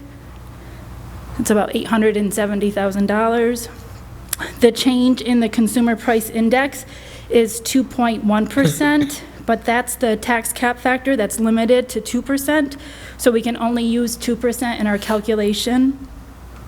The tax-based growth factor is another part of the tax cap formula. It's district-specific. For Hyde Park, it's 1.0058. The DHIC estimated health insurance increases are 8 to 10%, but as I already said, I assume 9% for the budget calculation, and the final rate should be available in March. The estimated teachers' retirement system rates were 10.5% to 11%. To be conservative, I used 11% in my calculation. Since I prepared this presentation, the final rates were released. It's about it's actually 10.63%. So that'll decrease this budget by $125,000. And that will actually be reflected in the next presentation. The ERS rates are decreasing to 14.9% of salaries. However, because we have higher salaries next year, we'll have about $57,000 more for the ERS pension system. And finally, special ed costs are rising. It's mostly due to new students in our district that require special services. But this budget contains BOCES and tuition increases of $484,000. We also just recently received the final request for BOCES. There is a slightly higher increase in special ed than what's reflected here, but I'll have that at the next presentation. Just to give you an idea, we had 12 new students this year requiring BOCES services. 4 of them were current students, but 8 are new to the district. Linda, I just add at that point, we, Dutchess County School Board Association, last meeting, we discussed the rising cost of the special ed program. And most school districts in the county were sitting at the table, or members, and everyone is seeing, big six-figure increases, $400,000, $500,000, $600,000. Or some even closer to $1 million just this year that they've incurred this year that wasn't budgeted. So, it's don't know what we're going to, nothing we can do about it, but it's got a big impact everywhere in the county. Yeah, and we'll be able to receive some more aid. So when I prepare the revenues budget, I'm actually going to calculate the aid for the special ed students myself. Normally, we just rely on what the governor has proposed, but that proposal is based on information from October, and I know that we've had more students since then. Yeah. So our state aid in the budget will probably be a little bit higher than what's in the governor's proposal. And we also have some students that are from out of district. So like students that are at the children's home or other foster students, we can bill those districts for that cost. So we'll see a little bit of an increase in our non-resident tuition revenue too. When do we realize that increase though? We don't get it this year. We won't get it until the 2019-20 school year, but it'll be revenue recognized in 2018-19. It'll be a receivable at the end of next year. And if I could ask Aviva one question. The cost increase, the needs of new students, but if we looked at the student population this year and the student population projected next year, have we increased the number of special ed students, or is that going down? Because it has been going down over the last couple of years. Yeah, we've been holding really steady with classification rate, and, I think that initially in the last, a few years ago, we were able to realize bringing a lot of students back to district, but at this point, we haven't sent that many out, so there's not that many to bring back. So we're not going to see those kinds of big increases of students returning. But since our population's going down slowly now, do we have the same? Far fewer. Percentage would be less students, but if they come in with higher. Yeah. In general, far fewer students still out of district. I think when I started in the assistant superintendent role, there was 115. Now we're hovering in low 60s. So it's been, a great improvement, but the cost per student at BOCES in the private schools and maintenance and tuition have risen so much. So it's so much more expensive for each student. Is this reflective of the cost of the services they're providing, or the fact that there are, as we continue to progress on taking care of our special needs students, that the services that are effective have increased? Are we seeing IEPs that have more services being provided because it does a better job, or? I think it's just the rates keep rising. So the rates from the state, every time they raise the rate, even if it's retroactive, we're charged for that. So it is just more expensive for the same services. And the students that Linda's talking about, there have been more and more students that we really couldn't serve in district, and that sort of ebbs and flows. So we're in a big flow period of that. So the cost of transportation also becomes Yes. a big part of that as Yes, well. it does. Yep. Yep, it influences that as well. That can be a Yep. significant amount. A real bugaboo. Yeah. Okay. So we will have a budget update at every board meeting from now until the budget vote on May 15th. The next presentation will be on February 22nd. That's when we'll have the tax cap calculation and the other revenue calculation for you too. And like I said, these numbers that I presented tonight will change also. And then on March 8th is when we have the presentation from the Transportation Department for the bus replacement plan, the bus proposition. On March 22nd, that's when the board will have to adopt the propositions of the budget. And then we'll have the final budget presentation in April, and that's also when the budget itself will be adopted. And as I said, the budget vote is on May 15th. So, Thank you. Any questions? Thank you, Linda. sure, thank you. It's only fair.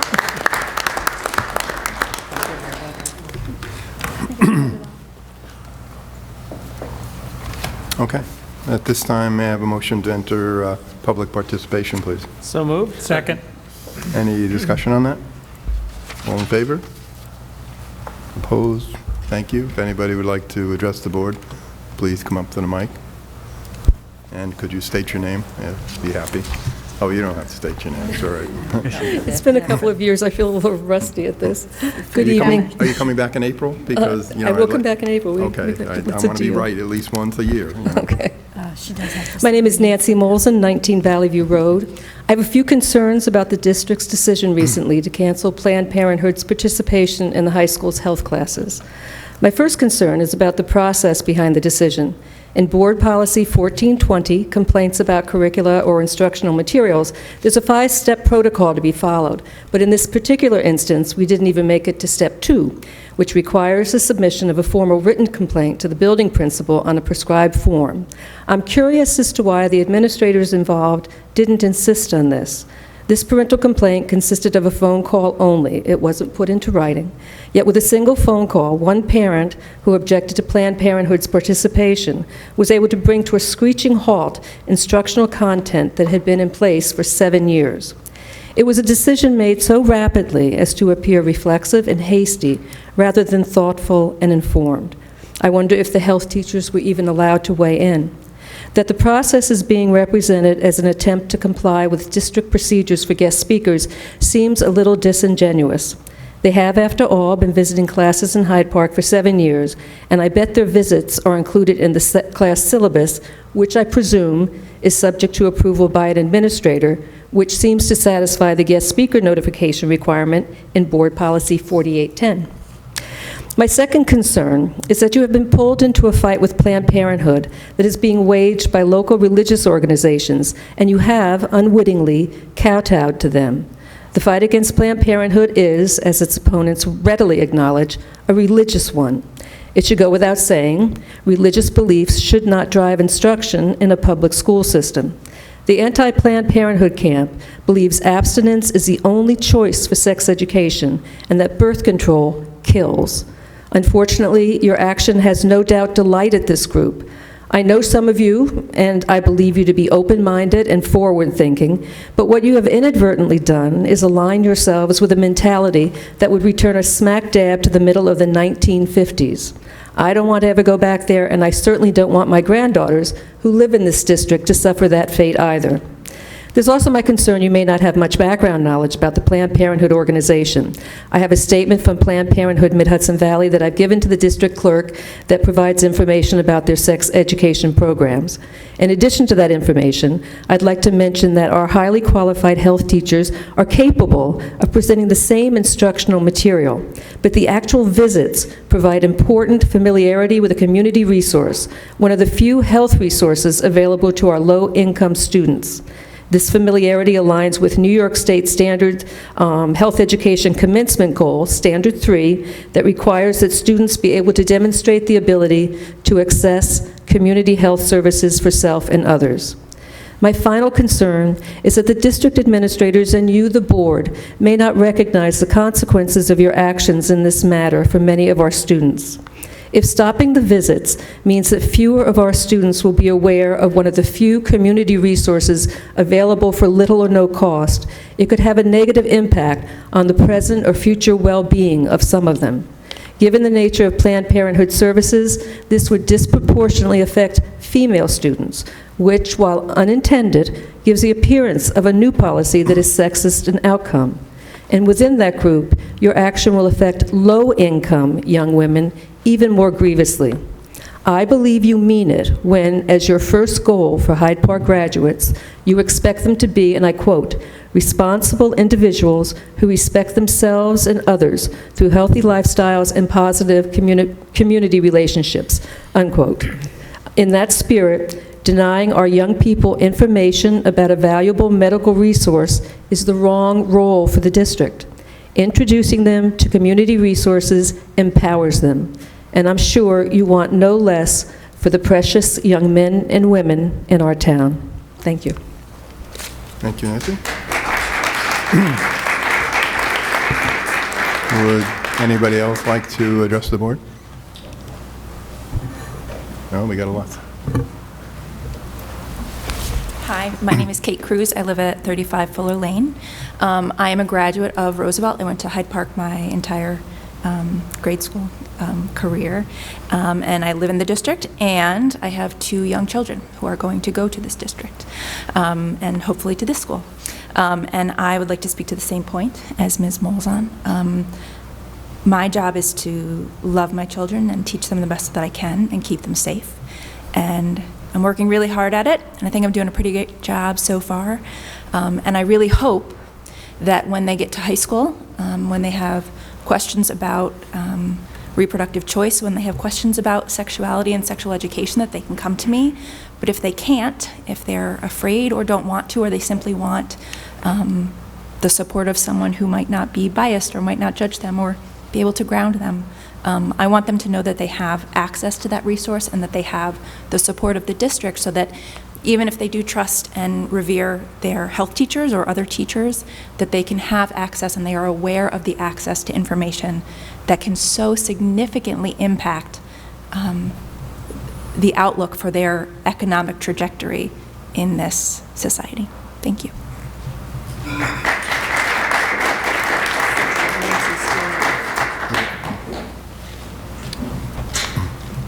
Hi, I'm just going to read a letter. My name is Jan Bergevin. I live in Tivoli, New York, and I work in the district. Dear members of the Hyde Park Board of Education, I am writing this letter to advocate for health education, sexuality education in the district. that is provided by grant-based workshops run by Planned Parenthood. It is my hope that the resolution of a complaint by a parent about the Planned Parenthood program at FDR will involve more dialogue and community involvement versus the elimination of this vital education. I am a new member of Hyde Park Central School District, working as a float nurse in the health offices of all 6 buildings. I'm impressed by the dedication I see in all staff throughout the district in the care and concern for all of the students. I was, however, disappointed and very concerned to learn of the decision to end the relationship with Planned Parenthood in health education at the secondary level. I have not been privy to the reasoning nor the developing conversations and decision-making processes here until this evening. I believe that the sanctuary commitments, which are attached to my letter, are being ignored, and what I feel is an elimination of dialogue. I feel that we need to maintain our sanctuary commitments and move into conflict resolution about this issue, which has a huge impact on many students. I also believe we need to disseminate to the larger community what is being taught in these workshops, and I have a list attached to my letter, so that parents, students, and others can grasp the wide range of important topics that Planned Parenthood covers. All students have the opportunity to opt out of any workshop or health class if it is potentially upsetting or in conflict with their beliefs. Planned Parenthood has a history of being on the forefront as an organization that educates and supports and provides health services to support optimal reproductive health. The health education that students receive at FDR is enhanced by this collaboration.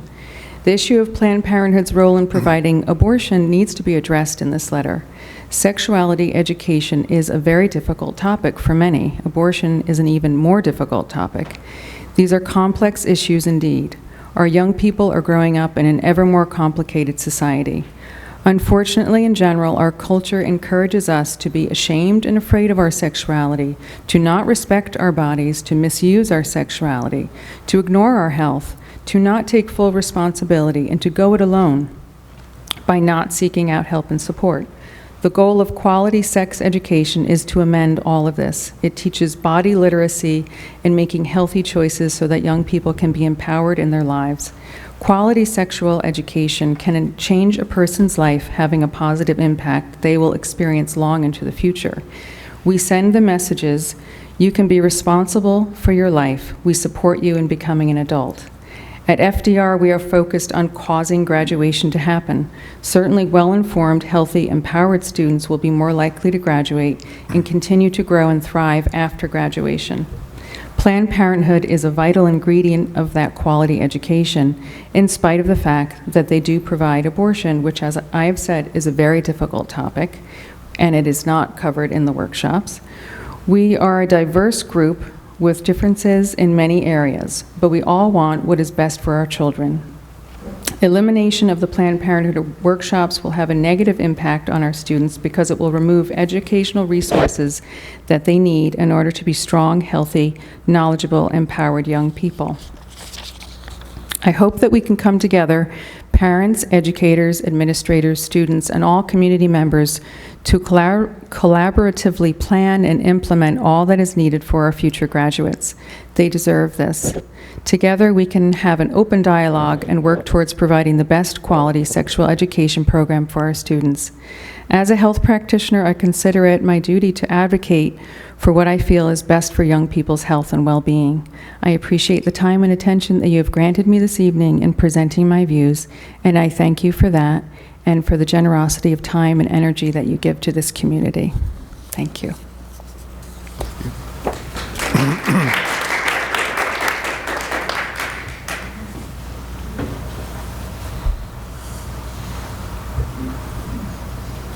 My name is Nicole Noakes, 15 Stoutenberg Drive. I have a child at the high school and at this school. And as much as I understand that the other two people who spoke in favor of Planned Parenthood was expecting to speak tonight, I hope you understand that I was not. They are misinformed. The students and the parents in the health class at FDR High School were never informed that Planned Parenthood would be teaching a portion of their health class. It was assumed that it would be done by the teacher who is the health professional.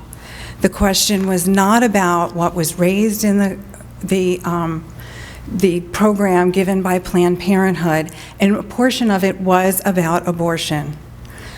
It is not only a religious matter, because if you are a religious person who is against abortion, then you do not want your children to be subjected to that kind of an education. The question was whether or not the parent was given the opportunity to have their child, a child, removed from that presentation, not from sexual education, but from a presentation given by an organization, which is a business, that is controversial in the least. I do not agree with having an outside business teach my child without my knowledge. And I'm sorry that the people here are misinformed about that, but under your guidelines, we were not told that Planned Parenthood would be presenting to the children. Thank you. Good. Anybody else? My name is Brenda Keller Cummings. I live at 148 Hallow Road in Statsburg. I am a parent of 3 daughters. All have graduated, or soon to be graduated, I should say, from this district. I also am a nurse, and I also work at Dutchess Community College, where 46% of your students, I hear, go. And I want to tell you that Planned Parenthood isn't about religion, politics, what we do and what they don't do. It's about a resource for our young students who are sometimes embarrassed, sometimes don't know who to talk to, don't want to talk to their parents, not because they don't love them, because it's an uncomfortable situation for them. My daughter was in the health class to be having the presentations at Planned Parenthood. I surely knew about it. It was in her syllabus. When I heard it wasn't to be occurred, it really struck something in me because it's dear to my heart. At my school, at the college, I can't tell you the amount of young females and men coming in who have no idea what resources are available in the community. Our biggest is Planned Parenthood. They will see our young adults without parental permission. Believe it or not, you don't have to have parental permission after the age of 12. The reason being, because parents have control, and they don't want to be having this discussion with their parents present. They come in for many things. They come in because they're pregnant. They don't know what to do. They come in because they have STIs, and they don't know what to do. They don't know why they have things happening to their body. When you mention the word Planned Parenthood, as I do, I tell them it's a society or it's an organization that's not judgmental. It's not about religion. It's not about politics. It's about health care. And it's health care that's available to them without having to have parental consent. I am very disappointed that the presentations didn't occur, because if one student, just one student, had that resource, it could save some of their life. They give very valuable cards out that in a case of a sexual assault or what to do, it's right there. And you know, when our students are needing that, very unlikely they're going to go to their parents. It's a known fact. That card may have helped them to reach out to someone. I do hope this board reconsiders, and if it's just a technicality of having a signed permission slip or a presentation, that seems pretty easy. Parents surely can be notified, but to not have it seems a disservice to our students. I hope that the students that come to FDR and come to my health office are more welcomed. There's so much that that organization has to offer. Thank you very much.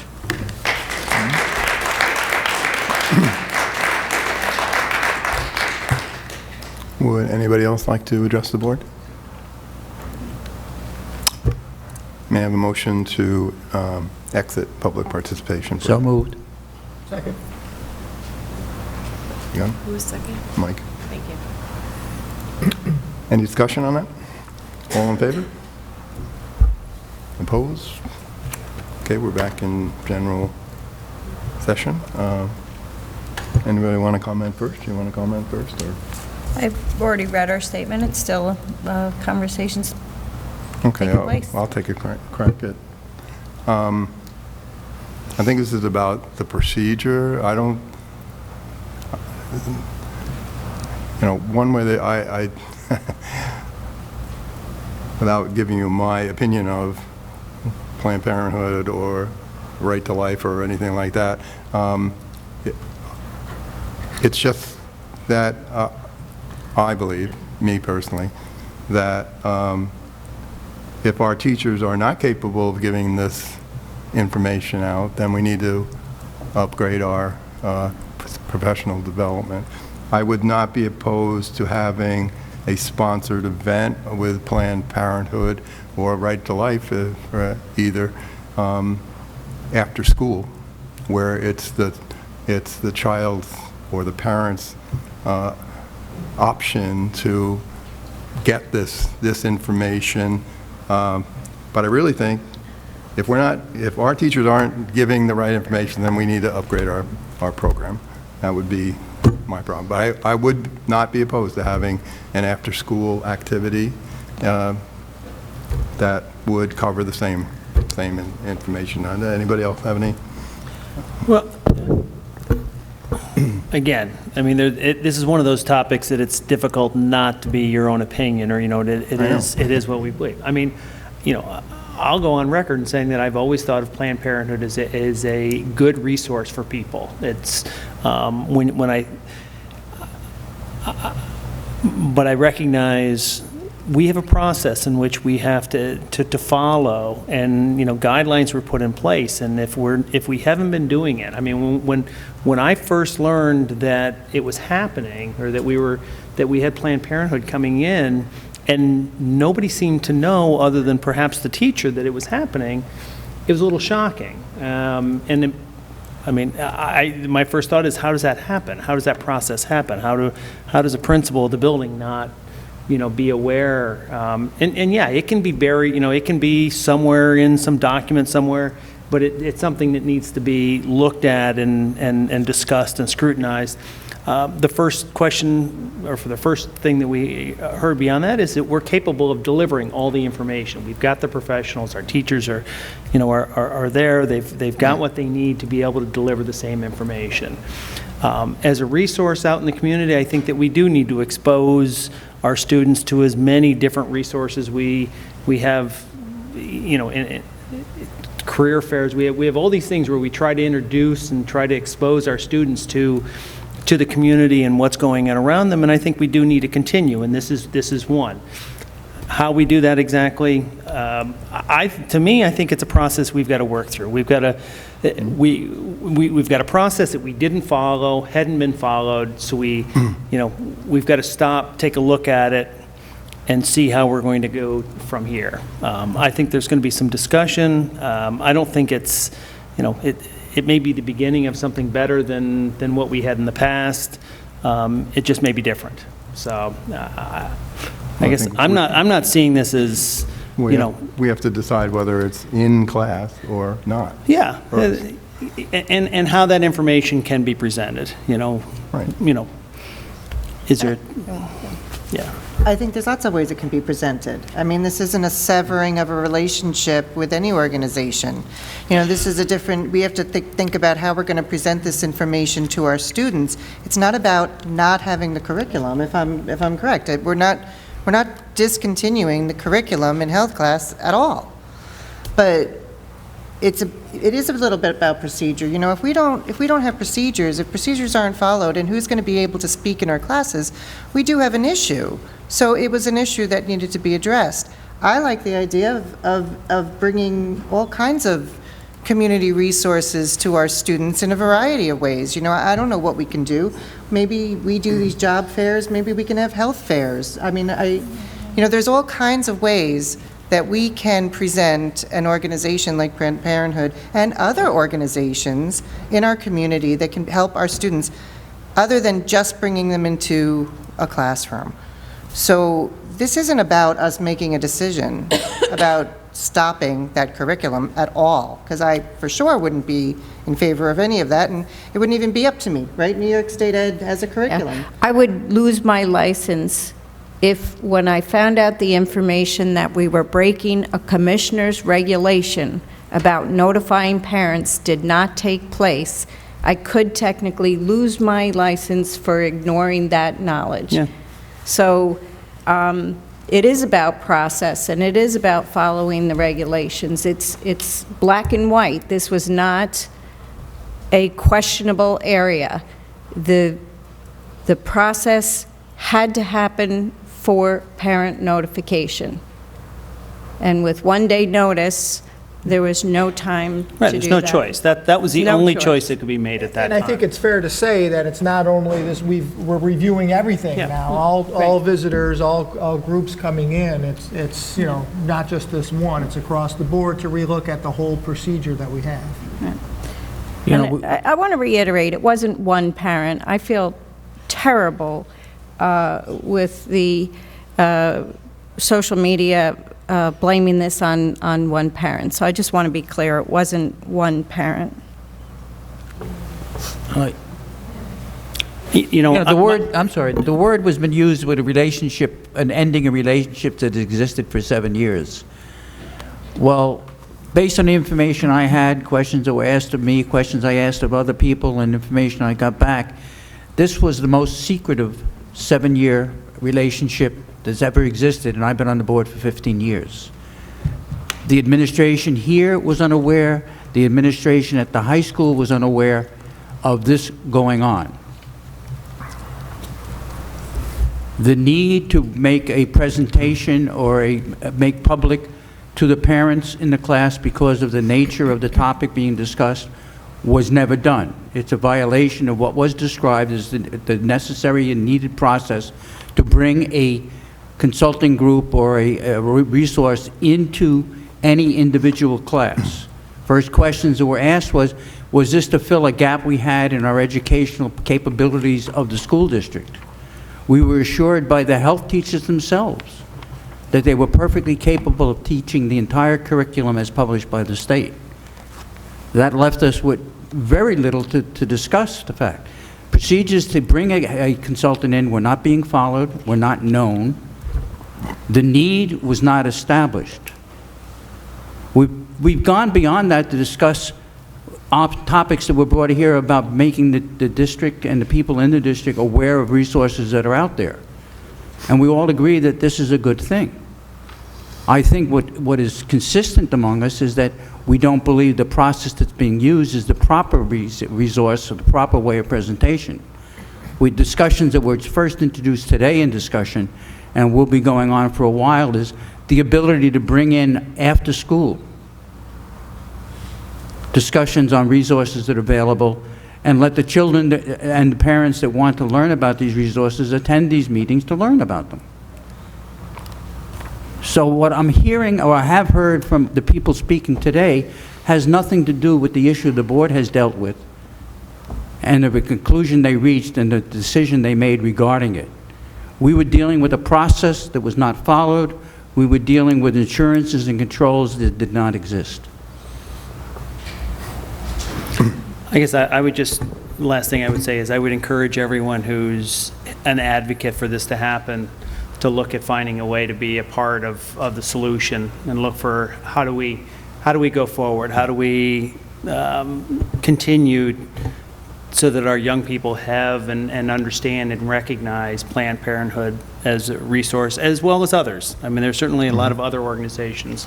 How do we do that? I mean, it's easy enough to throw it up and say, it's a horrible thing that we had to pull it, literally pull the rug out from underneath it, but it was the only option we had. I mean, we operate under a mountain of regulations, and that was the only thing that we could do at that point. And no regrets in doing that at all, but how do we move from here? If it's really worth doing, which I personally believe it is, what's the right solution? How do we make it happen? Let's not all walk out of the room and blame somebody else. Let's find a way to make it happen. Pardon me? There will be another public participation session. All right. I agree with you. I don't think we're going to solve anything in a dialogue at a board meeting.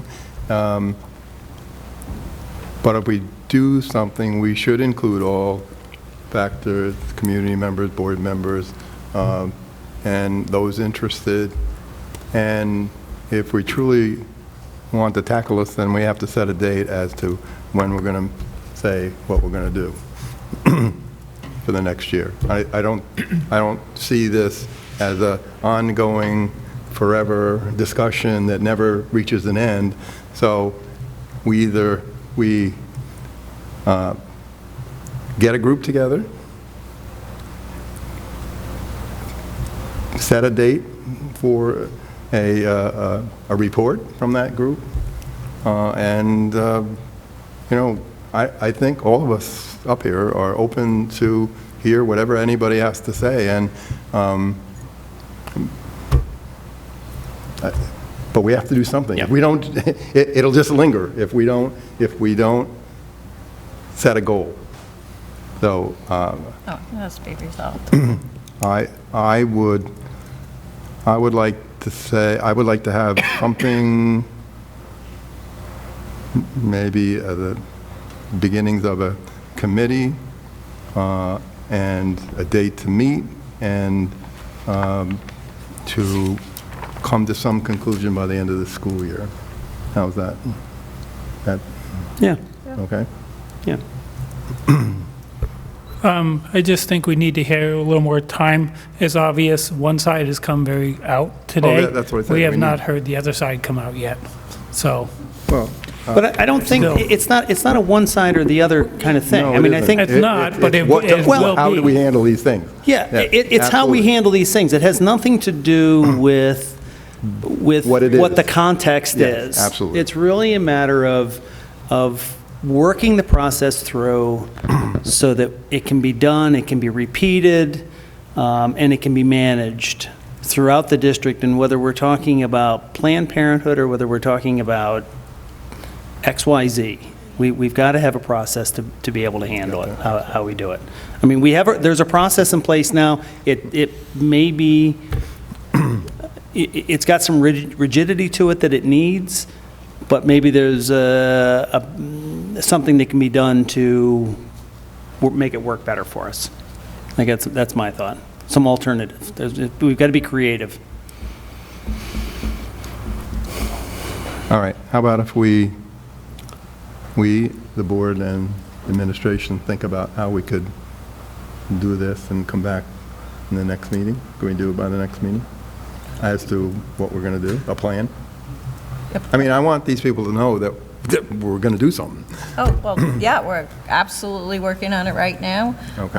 If the board wants to see an ad hoc committee or a reconvening of the wellness committee to take a look at this topic, that would be the venue for that. We have a committee in place. They explored this in the past at length. It was never brought to our attention at that moment in time that Planned Parenthood was coming in, and this was the topic the committee was discussing, so we'll bring it back to the committee. Sounds good. Good. Okay, that brings us to board subcommittee reports. We had a policy subcommittee meeting Tuesday, and got a lot done, actually. And we'll be bringing policies that have been revised to the next meeting. And I know, Perry, you were at the... Yeah, I have a couple of things I can report. Dutchess County School Board Association met last Thursday. Stu Waxman, who we know, provided a presentation and reviewed contract negotiations that are happening throughout the county. Yeah, thanks for the thing. It was it was a good handout that he provided, some good statistics. Yeah. We do it each year. Usually it's an attorney from one of the firms that represent school districts, and it was just good to see. We're all kind of in it together, and good opportunity. I can also report that the Energy Committee met. It's been a long week already. Monday, Tuesday? one of those. Tuesday. And it was a follow-up meeting in which we've been discussing alternative energy school buses. We've been looking with the advent of gasoline buses, gasoline-powered buses. I would say that the field has become a little more murky, if you will, or more. There's more options. There's more to think about. It's not diesel versus propane. It's now diesel versus propane versus gasoline. Diesel has made great advances at being more environmentally friendly, but at the same time become more complicated. And we've gotten a lot of information on that. Look forward. George is going to be making recommendations next month on a bond referendum for new school buses. No driverless ones? None yet? Not on the horizon? No, that one, that'll be an interesting discussion if and when, you'll still be on the board at that point, I'm sure. But... I hope I'm dead by then. So, like I say, I think, George's, I don't want to steal any of George's thunder for his meeting, but it was good, good information, good dialogue, good data collected, and... yeah, presentation was terrific. Yeah, and they'll, and that too, it's not necessarily what we do this year may not necessarily, doesn't dictate what we may doing in future years. Maybe it's a combination. Maybe we end up with 3 different fuels that we use, so... Okay. Diversification. Any other committees, meetings? No, I really want to thank you for meeting on this topic. I think that was excellent, so that we didn't yet again for the 3rd year in a row wait till George's presentation to say, what about, so I know it was extra time and an extra topic, and just thank Elliot and Linda and everybody who participated in that endeavor. So good. It was a good learning experience. Good learning experience. Yep. Yeah. Okay, does anybody have any items under board discussion that they want to bring up? No? All right. At this time, can I have a motion for the consent agenda, please? So moved. Second. Perry? Yeah. Any discussion on that? All in favor? Opposed? Thank you. Let me just get down. Have a motion for special education placements, please. So moved. Second. Any discussion? Dan? I reviewed the packet and recommended its adoption as presented. Okay. All in favor? Opposed? Thank you. Have a motion for the Haviland DC trip requests. So moved. Second. Any discussion on that? All in favor? Opposed? Thank you. Can I have a motion to establish the Paul Joseph O'Leary Memorial Scholarship, please? So moved. Second.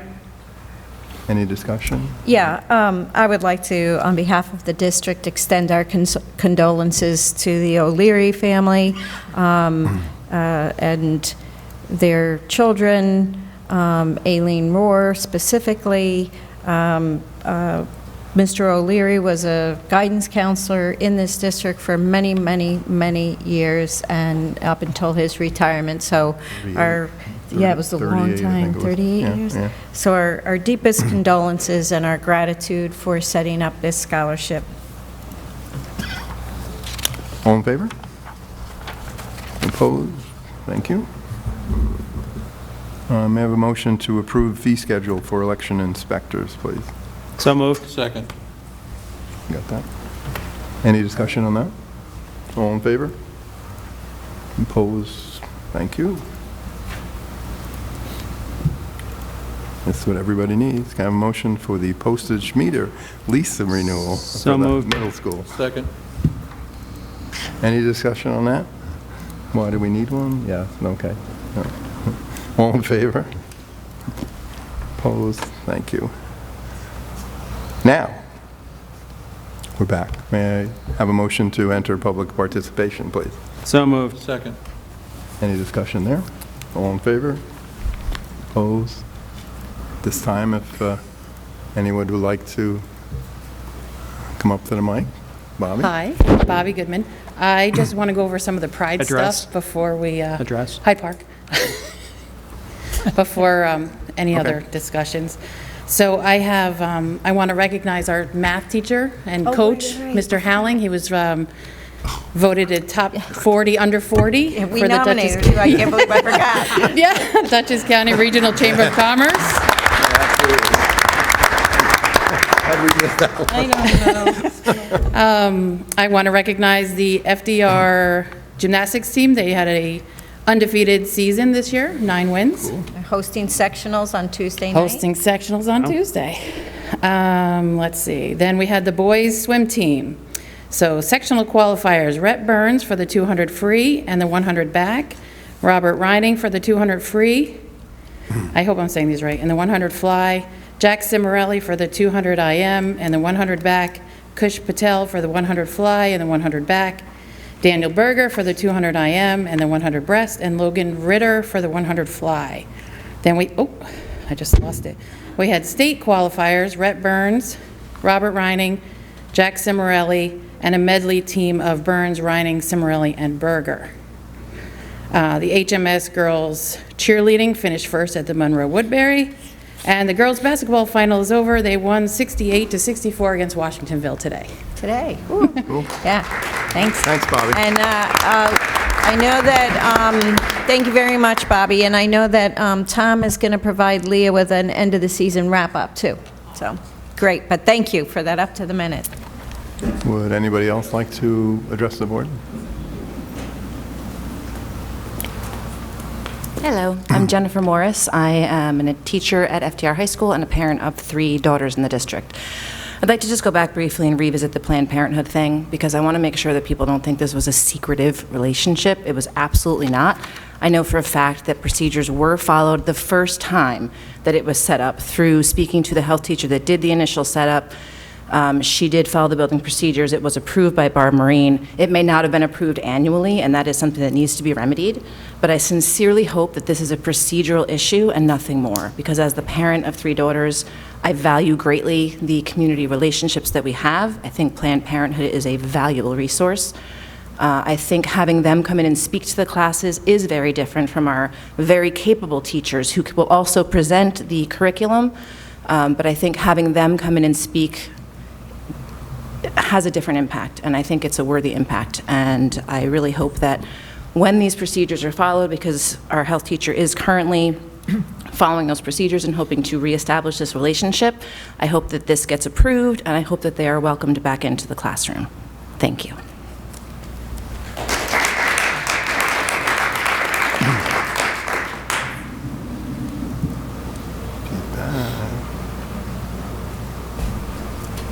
Hello, my name is Nicole Gavelitz. I'm a parent. I live in Golden Meadows.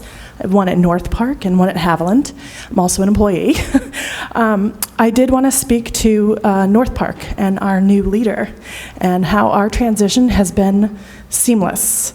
Lisa, you know, she had it all, and Lynette has done an excellent job, and I just wanted to make sure that the board heard that. I'm so sad because it's actually my daughter's last year. She's formed quite a relationship with Mrs. Williams, and I think she was actually in the Lamborghini class, if I heard correctly that night. All the 5th graders were talking about when they got home that she had gotten the award and that Dr. Rychek had come in. Anyway, so we're a good community here, you know, we're a strong community, and she's kept it strong and made it stronger, and so we thank you for that.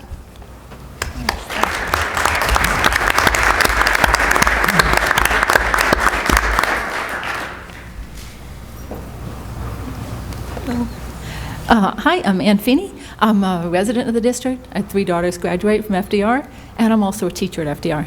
I just want to mirror what Jen Morris just said. The idea that, I get the vibe that you feel that our health teachers can't teach this difficult curriculum, and they can, they absolutely can. But we all know that it takes another voice sometimes. A lot of us at the high school almost serve as counselors. I'm a teacher, I am not a counselor, but I spend a lot of time listening to kids, talking to kids, helping them through issues, and I think that's what any outsider would bring to this. I'm concerned when you talk about like a large group setting, there's something we all know in a smaller group. The kids will feel more comfortable, they form a different relationship with someone that comes in and speaks to them. I know that the kids have come back and have said, I felt more comfortable when I went to Planned Parenthood because there was a face there that I recognized. I recognized that counselor who had come in and spoken to me directly, and I felt more comfortable. I felt like I could ask any question that I needed to ask.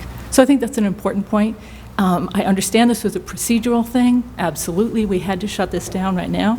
I understand that, but I do hope that it's brought back in. Thank you.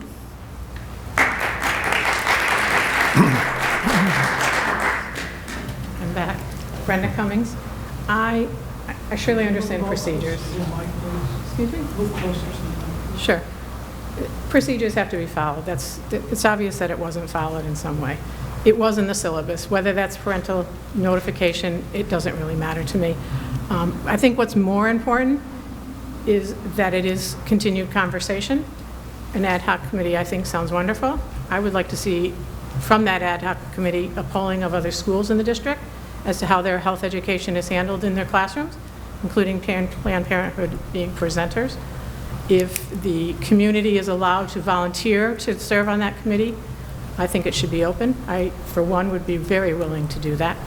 I can't strongly suggest that Planned Parenthood is the greatest advocate for our population, and I really think that the school, possibly some of you go listen to one of their in-services as they do it. They're very structured and very valuable. Thank you.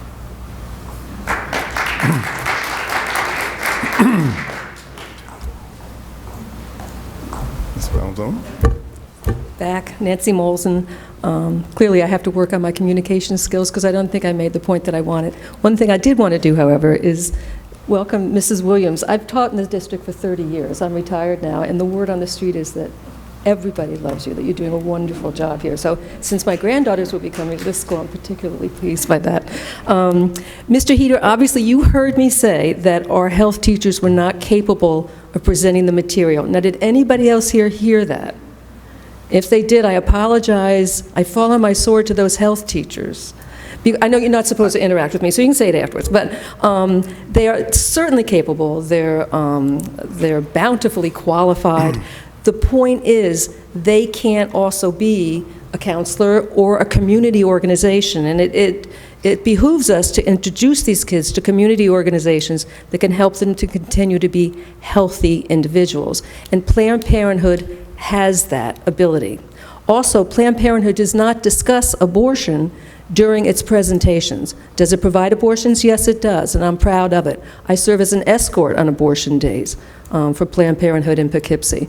So I'm not going to apologize for what they do as a service. But they don't discuss it. I spoke to the Director of Education in the Mid-Hudson Valley for Planned Parenthood this week, and I asked what happens when questions about abortion comes up, and she answered in a way that many of us teachers have learned to answer questions about God. Is there a Santa Claus? Is there a tooth fairy? Which is, you know, you need to have that conversation with your parent or with an adult that you trust. And the Director of Education assured me that that's pretty much the tack that they take. Where is he? Oh, Mr. Sheldon, I appreciate your open-mindedness about this. If there's a committee, you can put my name down on that. Mrs. Rychek, you mentioned that there was more than one parent. I'm curious to hear how many there are. And there are other districts around. Newport, I know offhand, other districts use Planned Parenthood. Newport, Poughkeepsie, Cornwall, Spackenkill, Port Jervis. And as far as there being other organizations with a similar breadth of care that they can provide these people, there really is none. There's no community health organization that can provide the services that they provide, mostly to women. Many lower-income women will rely upon Planned Parenthood physicians as their primary care doctor, rather than keep going to an emergency room for care, for instance. They establish relationships with them. So that's why we keep bringing up Planned Parenthood, because there's nothing else out there. So thank you for letting me speak to you again.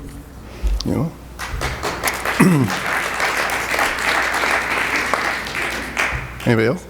Mr. Hughes. Steve Hughes, district resident. I was kind of surprised to hear Mr. Heater say that if the health teachers could teach the material, they should do so rather than bringing in Planned Parenthood. The reason being that for many years, IBM engineers have come into the district to teach engineering and technology, even though we have very good technology teachers. So there is precedent for doing this. And speaking of precedent, there was a time, and I think Mr. Duffy and Mr. Heater are the only ones with the organizational memory, there was a time when the Haviland DC trip was not a sanctioned district trip. Although it involved district teachers and district students, it was not approved. There were no official chaperones. And when the board and the administration became aware of it, they worked with the teachers to make it a sanctioned trip. So I hope that the district is able to work with these teachers to make this program a sanctioned program. Thank you.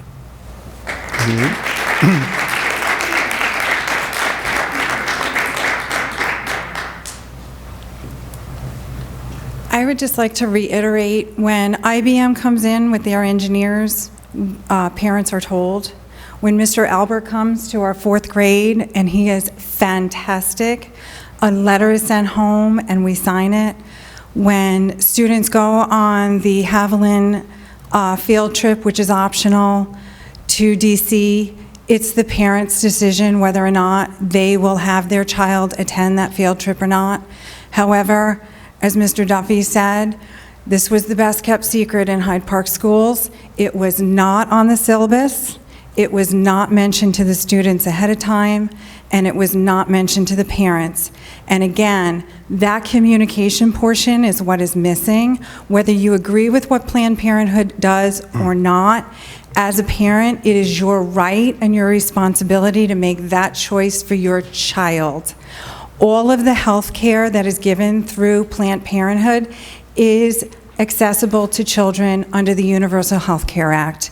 And whether it's your belief or not that that's a good thing, it is really, as one of the parents said, we parents do the best job we can with our children, but it is still our decision, whether it's for or against, whether it is our religious belief or it's not a religious belief, but that component was missing.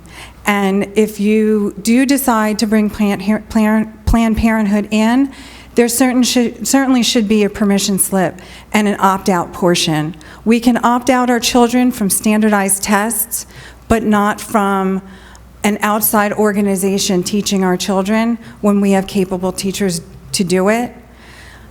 Something's just not right there. And it's not a question of what was being taught. It wasn't a question about abortion or anti-abortion or sexual health or diseases. It was about who was presenting it and the lack of information that was given to parents. And I just wanted to reiterate that because that doesn't seem to be the conversation that's happening. Thank you. Would anybody else like to?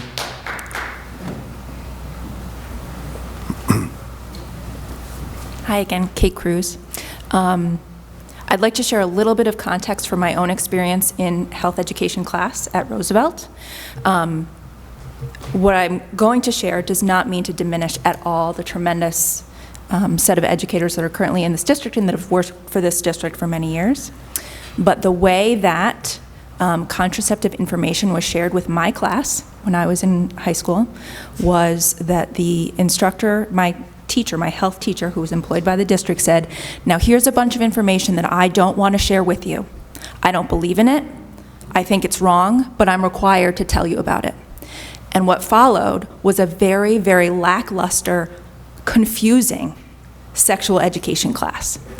And so I didn't at the time need that information, but you can sure bet that I didn't feel comfortable going to that instructor after the class to ask questions if I had needed to, or if I had simply been interested. So the value of having someone else come in and be that voice that maybe someone who's interested in that information or maybe needs it in the future can have access to is critical, in my opinion. And I really hope that when my girls get to Roosevelt, that they have access to that information, whether I agree with them asking or not. I hope that they can be empowered to be educated and inquisitive and do what's best for them. Thank you.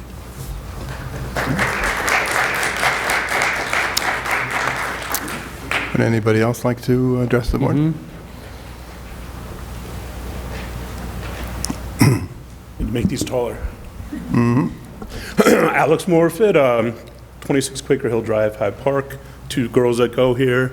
I'm a financial advisor, so I try to stay relatively independent when it comes to social and political issues. So I'm more of a numbers guy, so I was actually pretty impressed by all the statistics that were up there. And I just think that one of the most important things that was said tonight was the openness of everybody to bring in more community outreach events. Because I think that may change the statistics that you see up there as far as graduation rates of going to a 2-year school, going to a 4-year school. Maybe it is Planned Parenthood that saves that one person from having a child very young not being able to go to college. Maybe it's the IBMer who makes the difference in a kid's life from making 50 grand a year to 6 figures a year because he found his path and profession. So I just feel that, I know everybody has their own views, but if we're able to, bring in more programs and incorporate the statistics that we have on the learning side with community outreach programs, I think that would be part of the process of the discussion.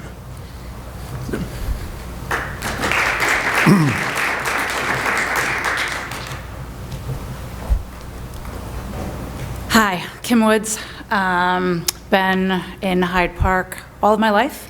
Graduated from Roosevelt. My dad, Bob Bragg, was coach and math teacher at Roosevelt High School. My grandmother taught at Violet Avenue. Did not have the opportunity to have Planned Parenthood when I was a kid at Roosevelt. My 12-year-old, I hope, daughter, growing up and talking to my mother or father about some things that I know I probably would have talked to somebody in Planned Parenthood about, I want my daughter to have.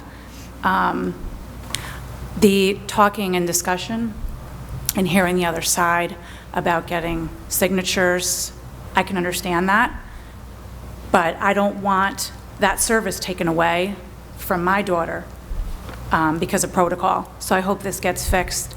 The idea of having it after school really worries me for socioeconomic reasons, meaning that I might be able to get my daughter to attend, but if parents are in a situation that they can't attend after school because of finances, that concerns me. The ones that might need this the most won't get the opportunity. As a teacher in Wappingers for 23 years, I teach science. I teach environmental science. I ask Chris Bowser at Norrie to come in, not because I can't handle the curriculum, but because I know as a good teacher that I offer my classroom open to those that maybe that can do it a little better. And I'm okay with that. I think that's what makes teachers great, is finding other assets, like our firefighters. They teach fire safety, probably can do a better job than we can, so we open our classroom to that. Like the police officer that comes in, probably can teach safety a little bit better. We had a parent come in and talk about bullying at the 6th grade level because his child commits suicide from being bullied. I think that those people are really powerful and have a specialty in all of those areas that maybe are a little stronger than us. That doesn't make us incompetent. It makes us great. Thank you.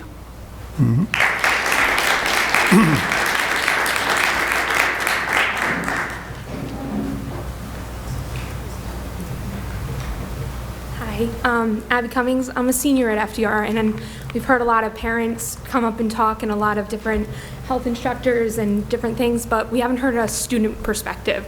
As a student, I'm also enrolled in DCC at this time, like on campus, as a bridge student. I sit next to a girl in my chem class who was very distraught the other day and came in and said that she had unprotected sex with her boyfriend, and she had no idea what to do. I, thankfully, because my amazing mother, intelligent and beautiful, she told me when I was young and throughout my entire high school career that Planned Parenthood is a resource. I know that, but unfortunately she didn't. And maybe if she had had the education in her high school health class, she could have known what to do. So I informed her about Planned Parenthood, that she could go and talk to someone who would not be judgmental, would not be her parent, because she knew she couldn't go and talk to her parents, unlike something that I could do. So I think it's incredibly important that it's put into our health education. I can't sit by and watch if another student doesn't have the same advantage I got. It's incredibly sad that I could have a best friend get pregnant because she didn't know to use a condom, or that she could go to Planned Parenthood and get tested for STIs or whatever it is. I think it's so important that the resources are made available. Just the information of those resources are made available without parental consent. You only have to be 12 to go to Planned Parenthood without parents with you. It's incredibly scary to have to go and talk to your parent that you had sex and they don't believe that you should have sex before marriage. So I think it's important that that happens and that topic is discussed in schools. That's all I have to say. Thank you.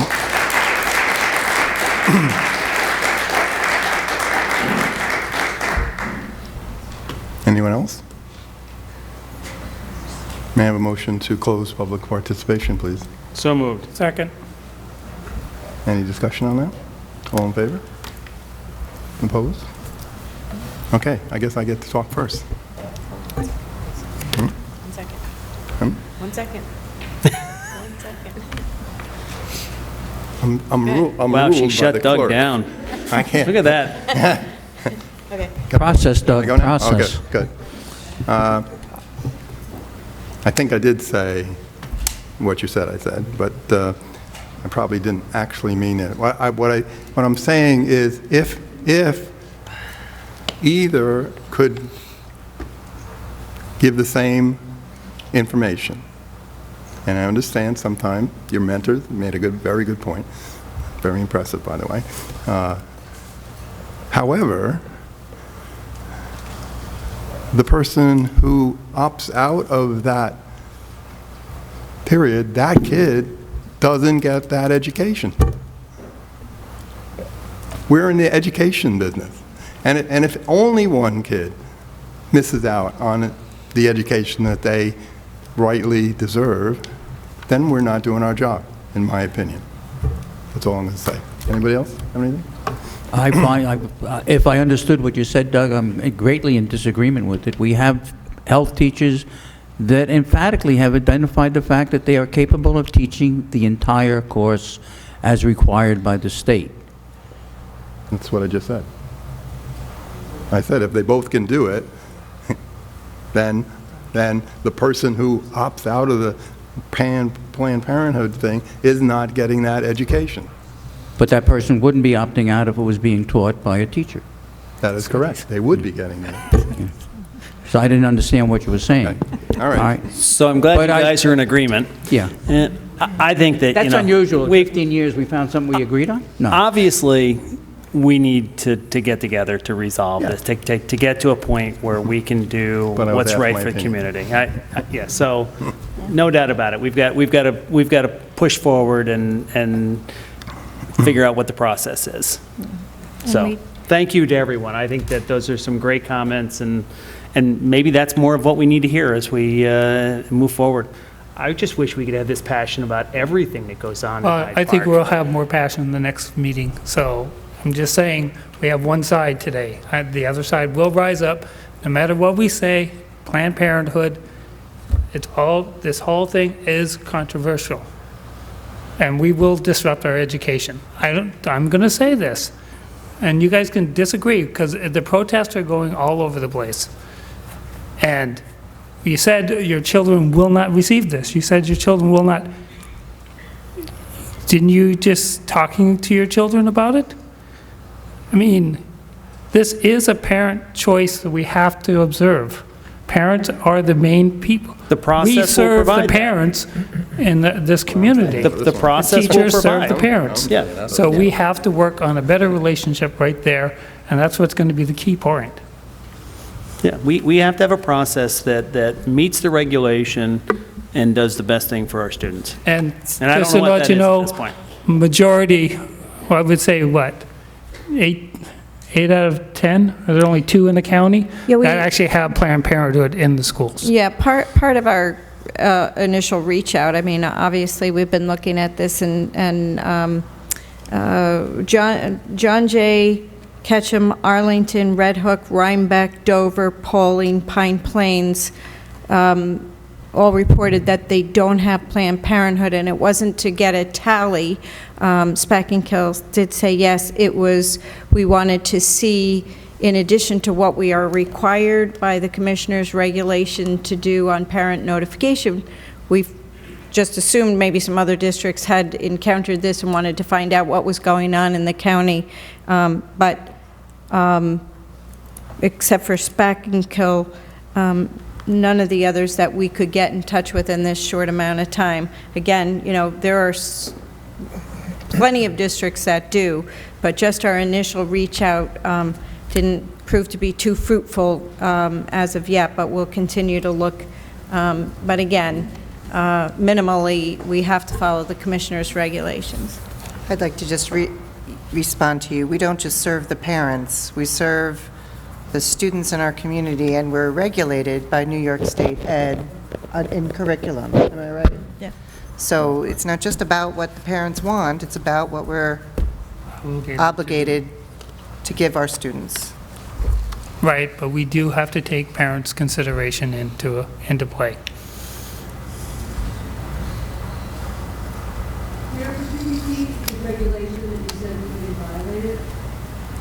135.3, Title 8.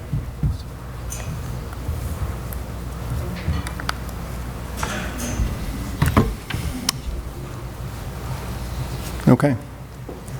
Any other comments? All right. As far as I know, there are no other matters deemed necessary to discuss for the board. There is no need for a second executive session. Shucks. So may I have a motion to adjourn, please? So moved. Second. Any discussion on that one? All in favor? Opposed? Thank you very much. Thank you all for being here.